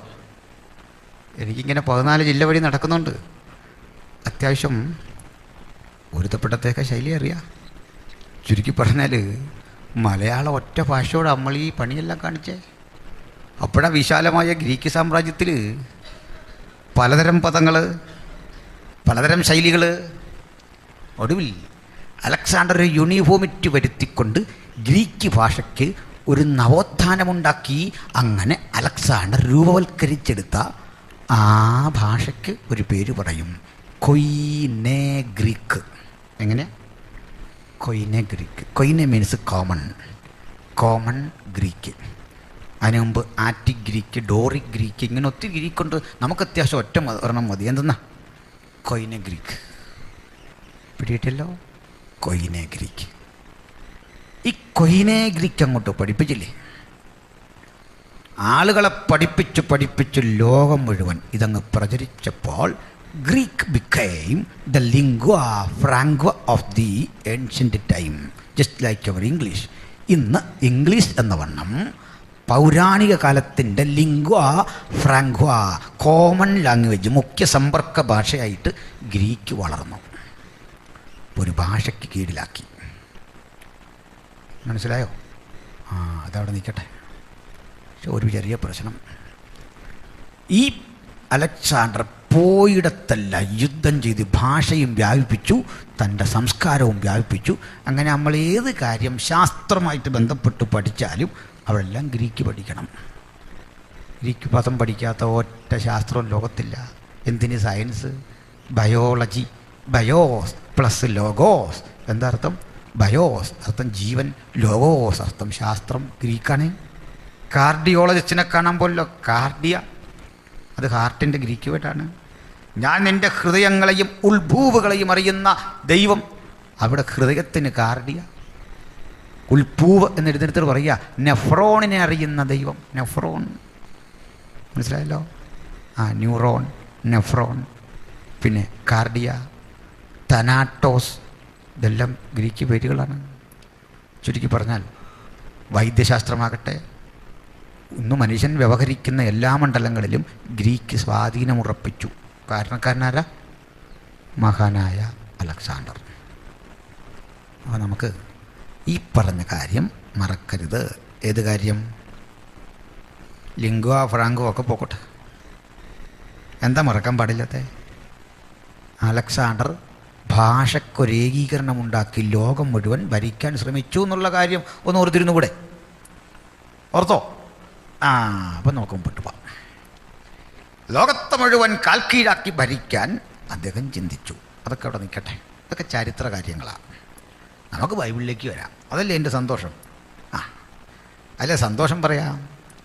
സഹോദരങ്ങളെ, ഈ മഹാനായ അലക്സാണ്ടർ ജനിക്കുന്നതിൻ്റെ 300 കൊല്ലങ്ങൾക്കപ്പുറത്ത് ജീവിച്ചിരുന്ന പ്രവാചകൻ ഈ അലക്സാണ്ടറുടെ തേരോട്ടങ്ങൾ, അയാളുടെ കുതിരപ്പടയുടെ കുളമ്പടി ശബ്ദങ്ങൾ, അയാളുടെ ആജ്ഞാശബ്ദത്തിൻ്റെ ഗർജനങ്ങൾ, അയാൾ സ്ഥാപിക്കുന്ന വിശാല സാമ്രാജ്യം ഒടുവിൽ തകർന്നടിഞ്ഞ് സ്വയം മരിച്ച് വല്ലാത്ത പ്രതിസന്ധിയിലകപ്പെട്ട അദ്ദേഹത്തിൻ്റെ അന്ത്യനിമിഷങ്ങൾ, രാജ്യം ഭരിക്കാൻ ആരുമില്ലാതെ, തലമുറയില്ലാതെ ഒരു ശിശുവാണെന്ന് പിന്നെ ഉള്ളത് അലക്സാണ്ടർക്ക് ഒരു കൊച്ചു കുട്ടിയാ മകനായിട്ടുള്ളത്.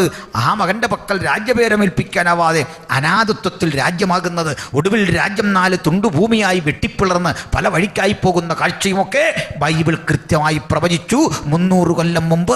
മാത്രമല്ല, അലക്സാണ്ടർ എന്ന മനുഷ്യനെക്കുറിച്ച് 300 കൊല്ലങ്ങൾക്കപ്പുറത്ത് കൃത്യം പ്രവചിക്കാൻ ധൈര്യം കാട്ടിയ പുസ്തകം വിശുദ്ധ ബൈബിളാണെന്ന് മാത്രമല്ല, അലക്സാണ്ടർക്ക് വേണ്ടി ബൈബിളിലെ ഒരധ്യായം തന്നെ മാറ്റിവെച്ചു എഴുതാൻ. ആ അധ്യായം ഏതാന്ന് മറക്കണ്ട. ചാപ്റ്റർ 8 ദാനിയേൽ പ്രവചനം. എന്താ ചാപ്റ്റർ 8 നമ്മൾ കൊടുത്ത ഹെഡിങ്? ആട്ടുകൊറ്റനും കോലാട്ടുകൊറ്റനും. അതിപ്പോൾ അലക്സാണ്ടറാന്ന് എങ്ങനെ പറയുന്നല്ലേ? ചുമ്മാ ഉപദേശി വ്യാഖ്യാനിച്ച് പറയുക എന്നുള്ള ഒരു ധാരണ കേൾക്കണ്ട. നമുക്കങ്ങോട്ട് പഠിച്ചു പോകാം. സന്തോഷമാണോ? അപ്പോൾ അതിലേക്ക് കിടക്കാം. സമയമാകുമ്പോൾ ഒരു സിഗ്നൽ തന്നാൽ മതി. അപ്പോൾ 8-ാം അധ്യായത്തിലേക്ക് വന്നെങ്കിൽ നമുക്ക് ഈ പറഞ്ഞ കാര്യം ഒന്ന് തീർത്തു പോകാൻ പറ്റുള്ളൂ. വായിച്ചോ. 8:1.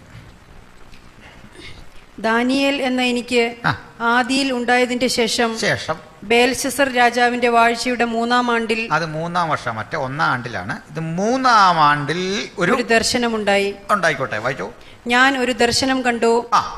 ഏലാം സംസ്ഥാനത്തിലെ, ഏലാം സംസ്ഥാനം മനസ്സിലായല്ലോ. ഏലാം സംസ്ഥാനത്തിലെ എവിടെ? ശൂഷൻ രാജധാനിയിലായിരുന്നപ്പോൾ എസ്തേർ പിന്നെ പോയിരുന്നില്ലേ?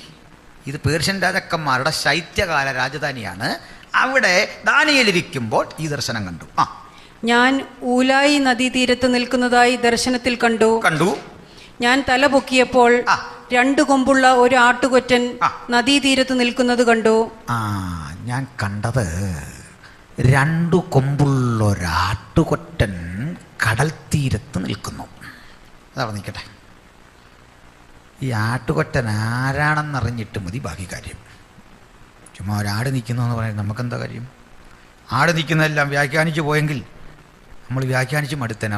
ആരാണ് ഈ ആടെന്ന് അറിഞ്ഞിട്ട് മതി. അതുകൊണ്ട് ഈ വാക്യം വിടരുത്, കൈ അവിടെ വെച്ചുകൊണ്ടിരിക്കണം കുഞ്ഞെ. ഇപ്പോൾ നമുക്ക് 20-ാം വാക്യത്തിലേക്ക് പോകാം. ആട് ആരാണെന്നറിയാം. ആരാണ് ഈ ആട്ടുകൊറ്റൻ? അയച്ചോളൂ. 2 കൊമ്പുള്ളതായി നീ കണ്ട ആട്ടുകൊറ്റൻ പാർസി രാജാക്കന്മാരെ കുറിക്കുന്നു. എളുപ്പമായില്ലേ? ഇത് പേർഷ്യയാണ്. എന്ന് വെച്ചാൽ അകശ്വാരോശും കോരേശും അതുപോലെ നമ്മുടെ ദാര്യാവേശുമൊക്കെ അടങ്ങുന്ന 2-ാം സാമ്രാജ്യത്തെ ഒരാട്ടുകൊച്ചനായിട്ട് പുള്ളി ദർശനത്തിൽ കാണുന്നു. പുള്ളി തന്നെ ഉത്തരവും പറഞ്ഞു, നിങ്ങൾ വ്യാഖ്യാനിച്ച് മടുക്കണ്ട, ഇതാരാണ്? പേർഷ്യ. ഇത് പേർഷ്യൻ ഭരണകൂടമാണ്. പിന്നെ അടുത്ത പരുപരുത്ത കോലാട്ടുകൊറ്റൻ, അല്ലല്ല, ബാക്കി ആദ്യ വായിച്ചതിന്റെ ബാക്കി. ആ കൊമ്പുകൾ നീണ്ടവയായിരുന്നു. പേർഷ്യയുടെ പ്രത്യേകത കൊമ്പ് നീണ്ടതായിരുന്നു. പേർഷ്യൻ ഭരണകൂടത്തിന്റെ. അതാ ഞാൻ പറഞ്ഞ 2-ാം സാമ്രാജ്യത്തെക്കുറിച്ച് പഠിക്കാൻ മുമ്പോട്ട് പോയിട്ട് നമ്മൾ തിരിച്ചു വരുമെന്ന്. വായിച്ചു. ഒന്ന് മറ്റേതിനേക്കാൾ അധികം നീണ്ടത്. ഇതൊരു വിചിത്ര കൊമ്പ. ഒരു ചെറിയ കൊമ്പും ഒരു വലിയ കൊമ്പും ഇങ്ങനെ ഇരിക്കുക. ഒരു വികൃതിയുള്ള ഒരാട്. പിന്നെ അധികം നീണ്ടത് ഒടുക്കം മുളച്ചു വന്നതായിരുന്നു. ഒന്ന് മേദ്യയായിരുന്നു, ഒന്ന് പേർഷ്യയായിരുന്നു. പേർഷ്യ നീളം കൂടിയതായതുകൊണ്ട് കോരേശ് ഒടുവില രാജസ്ഥാനത്തെത്തിയത്. അതുകൊണ്ട് അധികം നീണ്ടത് ഒടുക്കം മുളച്ചു വന്നതായിരുന്നു. പിന്നെ ആ ആട്ടുകൊറ്റൻ പടിഞ്ഞാറോട്ടും വടക്കോട്ടും, മാസിഡോണിയക്ക് നേരെ വടക്കോട്ട് തിരിഞ്ഞ് അങ്ങോട്ടിടിച്ചു, തെക്കോട്ടിടിച്ചു.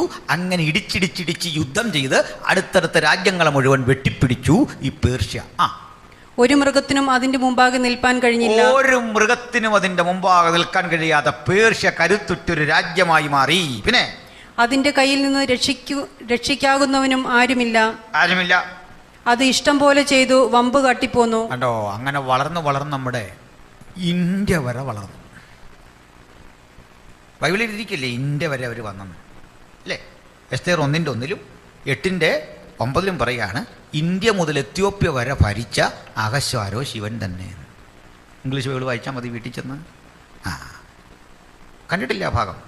ഇന്ത്യയെക്കുറിച്ച് ബൈബിളിൽ ഒരിടത്തെ പരാമർശമുള്ളൂ നേരിട്ട്, 2 പരാമർശമുള്ളൂ. എസ്തേർ 1:1 8:9. ഇന്ത്യ മുതൽ എത്യോപ്യ വരെ ഭരിച്ച അഹശ്വാരോശ്. ഒരതിര് അങ്ങ് എത്യോപ്യ ആണെങ്കിൽ അടുത്തത് ഇന്ത്യയാണ്. ഒന്ന് ഏഷ്യയുടെ അങ്ങ് ഏഷ്യ പസഫിക് മേഖലയാണെങ്കിൽ മറ്റൊന്ന് എവിടെയാണ്? അങ്ങ് ഒരു ആഫ്രിക്കൻ കൺട്രിയാണ്. അവിടെ മുതൽ ഇത്രയും ഉലകമടക്കി ഭരിച്ച ഒരു ചക്രവർത്തിയായിരുന്നു അഹശ്വാരോസ്. പേർഷ്യ ലോകം മുഴുവൻ വ്യാപിച്ചു. ഇടയ്ക്ക് ഈ പേർഷ്യക്കാരെക്കുറിച്ച് കൂടി ഒന്ന് പഠിച്ചു പോകണം. ഇറാനാണല്ലോ പേർഷ്യ. ഈ പേർഷ്യയുടെ മതസ്ഥാപകൻ്റെ പേര് പഠിക്കണം. സൗരാഷ്ട്രർ. ഈ സൗരാഷ്ട്ര സ്ഥാപിച്ച മതം പേർഷ്യൻ മതം. അതിലൊരു ദേവനുണ്ട്. ആ ദേവൻ്റെ പേര് അഹൂരമസ്ത. എങ്ങനെയാ? അഹൂരമസ്ത. സ്വരാജ്യമസ്ത എന്ന് ഞാൻ പറഞ്ഞിട്ടില്ല ദേവൻ്റെ പേര്. പിന്നെ എങ്ങനെയാ? അഹുരമസ്ത. AHUR. അഹുര എന്ന് തൽക്കാലം പറഞ്ഞാൽ മതി. അഹുര. മനസ്സിലായോ? ഞാൻ ദേവൻ്റെ പേര് പറഞ്ഞിട്ടാണ് നിങ്ങൾക്കൊരു മടുപ്പ്. അപ്പോൾ അവിടുത്തെ പിശാചിൻ്റെ പേര് പറയാം. ആ ബോറടി അങ്ങ് മാറട്ടെ. അവിടുത്തെ പിശാചിൻ്റെ പേര് ഞാൻ പറയാൻ പോകുന്നു. പേടിക്കില്ല കൊച്ചു കുഞ്ഞുങ്ങളൊന്നും. കുഞ്ഞ് നേരെ ഇരുന്നേ, പേടിക്കരുത്. മകളെ, നിൻ്റെ വിചാരമല്ല എൻ്റെ വിചാരം. നേരെ ഇരി അവിടെ. ഇന്ന് പകൽ രാത്രിക്കാലം മകളെ നീ ഇവിടെ ശ്രദ്ധിച്ചിരി, അലമ്പരുത്. അതുകൊണ്ട് ഈ അവിടുത്തെ പിശാചിൻ്റെ പേര് പറയുമ്പോൾ കുഞ്ഞ് വിഷമിക്കല്ലേ. അവിടുത്തെ ദേവൻ്റെ പേര് അഹുര, പിശാചിൻ്റെ പേര് അഹ്രിമാൻ. എങ്ങനെയാ? വിഷമിച്ചത് പറഞ്ഞൊരു പ്രയാസം ഉണ്ടാക്കണ്ട. എങ്ങനെയാ പേര്? അഹ്രിമാൻ. ഞാനിത് നല്ല കൃപയുള്ള ആൾക്ക് വേണ്ടി പറഞ്ഞാണ്. ആരെങ്കിലും ഈ ഇറാൻ വഴിയൊക്കെ യാത്ര ചെയ്യുകയാണെങ്കിൽ ഒരു പോര് വന്നാൽ ശാസിക്കാൻ വേണ്ടി ഞാൻ പറഞ്ഞതേ ഉള്ളൂ. വാത് കെട്ടി ബന്ധനമിട്ട് പോരാടുന്ന അഹ്രിമാനെയും അവൻ്റെ കോട്ടകളെയും നിങ്ങളുടെ മനോധർമ്മം പോലെ പറഞ്ഞോളൂ. അത്രേ ഉള്ളൂ. പട്ടെ. അപ്പോൾ ഇവർക്കൊരു പ്രത്യേകത, ഈ Ahura Mazda is the god of light. വെളിച്ചത്തിൻ്റെ ദേവനാണ്. അഹൂരമസ്തയെ ആരാധിക്കുന്നവർ വെളിച്ചത്തെയാണ് ആരാധിക്കുന്നത്. തീയൊക്കെ കത്തിച്ച് വെച്ച്. നമ്മുടെ നാട്ടിലൊക്കെ ഉണ്ട്. നമ്മുടെ രത്തൻ ടാറ്റയുമൊക്കെ ഈ പേർഷ്യൻ മതത്തിൻ്റെ ആളുകളാണ്. ടാറ്റ ഇന്ത്യയിലെ അത് പൊട്ടൊരു രസകരമായ മത. അവരാണ് ഇന്ത്യയിലേക്ക് ഈ ടൈപ്പുള്ള ഉടുപ്പ്, ഈ ജുബ്ബയൊക്കെ കൊണ്ടുവന്ന അവരാണ്. ജുബ്ബ. പേർഷ്യൻ പരവതാനികൾ, തബല എന്ന സംഗീതോപകരണം, ഹിന്ദുസ്ഥാനി സംഗീതം, ഇതെല്ലാം കൊണ്ടുവന്നത് ഈ പേർഷ്യക്കാരുടെ വരവ. അതിനൊരു ഘട്ടത്തിൽ പറയാം. പോട്ടെ. നല്ലൊരു സാമ്രാജ്യമാണ്. അപ്പോൾ അവരൊന്ന് പറഞ്ഞതേ ഉള്ളൂ. ഇങ്ങനെ വ്യാപിച്ചു കിടന്നു ലോകം മുഴുവൻ. ആട്ടുകൊറ്റൻ ഇഷ്ടം പോലെ ചെയ്തും വമ്പ് കാട്ടിയും പോന്നു. ഒരു ഘട്ടം കഴിഞ്ഞപ്പോൾ ആദ്യത്തെ രാജാക്കന്മാർ കോരശുവൊക്കെ മരിച്ചപ്പോൾ ആ നല്ല മനുഷ്യരൊക്കെ മരിച്ചു ഒടുവിൽ രാജ്യമതപ്പതനത്തിൻ്റെ ആഴങ്ങളിലേക്ക് പോയി. പേർഷ്യ അതിൻ്റെ അഹന്തയുടെയും ആ തിന്മയുടെയും മൂർധന്യ ഘട്ടത്തിലേക്ക് കടന്നു. അതവിടെ നിൽക്കട്ടെ. അപ്പോൾ രണ്ടാം സാമ്രാജ്യത്തെക്കുറിച്ച് നമുക്ക് തൽക്കാലം അത് മതി. അടുത്തിലേക്ക് പെട്ടെന്ന് പോകണം. വായിച്ചാട്ട്. ഞാൻ നോക്കിക്കൊണ്ടിരിക്കുമ്പോൾ ഒരു കോലാട്ടുകൊറ്റൻ പടിഞ്ഞാറ് നിന്ന് നിലം തൊടാതെ. അവൻ്റെ വരവ് ശ്രദ്ധിച്ചൊരു കോലാട്ടുകൊറ്റൻ പടിഞ്ഞാറ് നിന്ന് നിലം തൊടാതെ സകല സർവഭൂതലത്തിലും കൂടി വന്നു. സർവഭൂതലത്തിലും കൂടി നിലം തൊടാതെ വന്ന ഈ കോലാട്ടുകൊറ്റൻ ആരെന്നറിഞ്ഞിട്ട് ഒരടി നമ്മൾ മുമ്പോട്ട് വെക്കുന്നുള്ളൂ. അവിടെ കൈവച്ചുകൊണ്ടിരിക്കണം. കുഞ്ഞെ മാറ്റല്. നമുക്ക് 21 വാക്യം വായിച്ച് അപ്പോൾ നമുക്ക് പിടികിട്ടും ആരാണ് ഈ കക്ഷി. പരുപരുത്ത കോലാട്ടുകൊറ്റൻ യവന രാജാവും. ആരാ കക്ഷി? യവനൻ. യവനൻ എന്ന് പറഞ്ഞാൽ എന്താ? ഗ്രീക്ക്. ഈ ഗ്രീക്കുകാരാന്ന് വിളിച്ചപ്പോൾ എന്തിനാ യവനൻ എന്ന് വിളിച്ചേ? അതിന് കാരണമുണ്ട്. ഈ റോമക്കാർ ഗ്രീക്കുകാരെ വിളിച്ച പേരാ ആയോണിയന്മാർ. എങ്ങനെയാ? ആയോണിയൻ. അതിൻ്റെ അർത്ഥം പരിഷ്കാരി, സിവിലൈസ്ഡ്, നഗരത്തിൽ നിന്ന് വന്നവൻ, നാഗരികൻ. ഓക്കെ. റോമക്കാർ വിളിച്ചാണ് അവരെ. അവരുടെ വിദ്യാഭ്യാസവും അവരുടെ അറിവും ഗണിതശാസ്ത്രത്തിലും തത്വചിന്തയിലും ഒക്കെ ഉള്ള അവരുടെ മേധാവിത്വം നിമിത്തം വിളിച്ചാണ് ആയോണിയന്മാർ. ഈ ആയോണിയത്തിൽ നിന്ന് വന്നവൻ, നഗരത്തിൽ നിന്ന് വന്നവൻ എന്ന അർത്ഥത്തിൽ വിളിച്ച് നമ്മുടെ കേരളത്തിലെത്തിയപ്പോൾ അവനെ വിളിച്ചു യവനനെന്ന്. പിടിയോ? നമ്മൾ മാത്രമല്ല, പാട്ടിലേക്കുള്ള യവന കഥയെന്നോ ഓയിൻവഴി കവിതയിലുണ്ട്. അറിയാത ജനനിയ പരിണയിച്ചൊരു യവന തരുണൻ്റെ കഥയത്ര പഴകി. യവനൻ, ഗ്രീക്കുകാരൻ, ഒരു യവന ഗോഡിൻ്റെ കാര്യമാണ് ഭൂമിക്കൊരു ചരമഗീതത്തിൽ അദ്ദേഹം പാടുന്നത്. അപ്പോൾ യവനൻ എന്ന പേര് നമ്മൾ കേട്ടിട്ടുണ്ട്. ഹോട്ടലൊക്കെ അംബ്രോഷ്യ എന്നൊക്കെ പേര് കാണാം. ഒരു യവന ഫുഡിൻ്റെ പേരാണ്. യവന ഭക്ഷണം വളരെ ഫേമസ് ആണ്. യവന സുന്ദരി ഇങ്ങനെ കേട്ടിട്ടുണ്ട്. അഫ്രോഡിറ്റസിൻ്റെ ഒക്കെ പേരാണ്, മിനർവയുടെ ഒക്കെ പേരാണ്. പോട്ടെ. അപ്പോൾ ഗ്രീക്ക് ഒരു വലിയ രസകരമായ രാജ്യമാണ്, പഠിക്കാൻ അറിയുന്നുണ്ട്. അപ്പോൾ ഈ പരിപരുത്ത കോലാട്ടുകൊറ്റൻ യൗവന രാജാവാണ്, ഗ്രീക്ക് കിങ്ങാണ് ഈ വരുന്നത് എന്നാണ് ദാനിയേൽ പറഞ്ഞത്. ആട്ടുകൊറ്റനെയും കോലാട്ടുകൊറ്റനെയും മനസ്സിലായോ? ഒരാൾ പേർഷ്യ, ഒരാൾ ഗ്രീസ്. അർത്ഥാൽ രണ്ടാം സാമ്രാജ്യമാകുന്ന പേർഷ്യയും മൂന്നാമത് കണ്ട വയറാകുന്ന ഗ്രീക്കും തമ്മിലുള്ള ഒരു ഏറ്റുമുട്ടലിൻ്റെ കളമൊരുങ്ങുകയാണ്. ഇനി ആദ്യം വായിച്ചതിൻ്റെ ബാക്കി വായിക്കാം. ആ കോലാട്ടുകൊറ്റന് കണ്ണുകളുടെ നടുവിൽ വിശേഷമായൊരു കൊമ്പുണ്ടായിരുന്നു. പിന്നെ അത് നദീതീരത്ത് നിൽക്കുന്നതായി ഞാൻ കണ്ട 2 കൊമ്പുള്ള ആട്ടുകൊറ്റന്റെ നേരെ ഉഗ്രക്രോധത്തോടെ പാഞ്ഞു ചെന്നു. അത് ആട്ടുകൊറ്റന്റെ നേരെ ഉഗ്രക്രോധത്തോടെ ക്രുദ്ധിച്ചു ചെന്നു. പിന്നെ അത് ആട്ടുകൊറ്റനോട് അടുക്കുന്നത് ഞാൻ കണ്ടു. എന്ന് പറഞ്ഞാൽ പേർഷ്യക്ക് നേരെ അലക്സാണ്ടർ തേരോടിച്ചു ചെന്നു. പിന്നെ അത് ആട്ടുകൊറ്റനോട് ക്രുദ്ധിച്ചു, ആട്ടുകൊറ്റനോട് കോപിച്ചടുത്ത് ചെന്നു. പിന്നെ അതിനെ ഇടിച്ച് അതിന്റെ കൊമ്പ് രണ്ടും തകർത്തു. മേദ്യയും പാർസ്യയും നിശേഷം നശിപ്പിച്ചുകൊണ്ട് അലക്സാണ്ടർ തേരോട്ടം നടത്തി. പിന്നെ അതിന്റെ മുമ്പിൽ നിൽപ്പാൻ ആട്ടുകൊറ്റന് ശക്തിയില്ലാതിരുന്നു. അതിന്റെ മുമ്പിൽ നിൽക്കാൻ ആട്ടുകൊറ്റന് ശക്തിയില്ലാതിരുന്നു. മനസ്സിലായല്ലോ? പേർഷ്യ തോറ്റു, അലക്സാണ്ടർ ജയിച്ചു. ഈ പേർഷ്യ കൂടി വിഴുങ്ങിയപ്പോൾ വയറെന്നർത്ഥം എത്ര കറക്റ്റായി? മനസ്സിലായില്ലേ? വചനം മനസ്സിലായോ? അപ്പം 3 സാമ്രാജ്യങ്ങളെക്കുറിച്ചുള്ള ഏകദേശ ചിന്തകൾ നമ്മൾ അവതരിപ്പിച്ചു. അതിൽ ഗ്രീക്ക് ഇനിയും നമുക്ക് പറയാനുണ്ട്, അത് നാളത്തേക്ക് മാറ്റിവെച്ചിരിക്കുന്നു. അലക്സാണ്ടറുടെ തേരോട്ടം, അവൻ്റെ രാജ്യം തകരുന്നത്, അവൻ്റെ അന്ത്യനിമിഷങ്ങൾ, ഇതെല്ലാം കൃത്യതയോടെ തിരുവെഴുത്തിൽ എഴുതി വെച്ചിട്ടുണ്ട്. നമുക്ക് അത്ഭുതം തോന്നുന്ന വചനത്തിൻ്റെ ആഴവും സത്യവും മർമ്മങ്ങളും ഈ പ്രവചന പുസ്തകം മുഴുവൻ സമ്പന്നമായി കിടക്കുന്നു. നിങ്ങൾക്ക് ആദ്യ ദിനങ്ങളിൽ കണ്ട ആ ബുദ്ധിമുട്ട് ഒട്ടേറെ മാറിയിട്ടുണ്ട് എന്ന് ഞാൻ ധരിക്കുന്നു. തീർച്ചയായിട്ടും അടുത്ത ദിവസങ്ങൾ പഠനം കുറെ കൂടി ലളിതമായി തീരും. ഇന്ന് രാത്രി പിരിയുമ്പോൾ ഒരു കാര്യം ഓർക്കുക, ലോകത്തിലെ പ്രധാനപ്പെട്ട സാമ്രാജ്യങ്ങളുടെ, അതിലെ പ്രബലന്മാരായ ചക്രവർത്തിമാരുടെ അരക്കച്ചകളെ അഴിച്ച് നിശേഷം നശിപ്പിച്ച് ഉലകം മുഴുവൻ ഭരിക്കാൻ അജയ്യനായൊരു ചക്രവർത്തി കാലവിളംബമന്യേ നമുക്ക് വേണ്ടി പ്രത്യക്ഷനാകാൻ പോകുന്നു. ആ പ്രത്യക്ഷതയിൽ പ്രിയം വച്ച ഏവരും ഒരുമിച്ച് അവന് മഹത്വമർപ്പിച്ച് പിരിയാം. നമ്മുടെ കർത്താവ് വരാറായി. അവൻ രാജാതി രാജാവും കർത്താതി കർത്താവുമാണ്. അവൻ്റെ രാജ്യത്തിന് അന്തമില്ല. ആ മഹാരാജ്യത്തിൻ്റെ പൗരന്മാരാണ് നമ്മൾ. അവന് വേണ്ടി പ്രസംഗിക്കാൻ, പഠിപ്പിക്കാൻ, നിലകൊള്ളുവാൻ സ്വർഗത്തിലെ ദൈവം നമുക്കെല്ലാം പ്രാപ്തി നൽകട്ടെ, ഐശ്വര്യങ്ങൾ നൽകട്ടെ. ഇന്നിവിടെ വന്നതും വചനം കേട്ടതും ഏവർക്കും പുതിയ ചിന്തകൾക്കും പ്രചോദനത്തിനും അത്യുന്നതൻ കാരണമാക്കി തീർക്കട്ടെ എന്ന പ്രാർത്ഥനയോടെ ഉപസംഹരിക്കുന്നു. കർത്താവ് നമ്മളെ അനുഗ്രഹിക്കട്ടെ.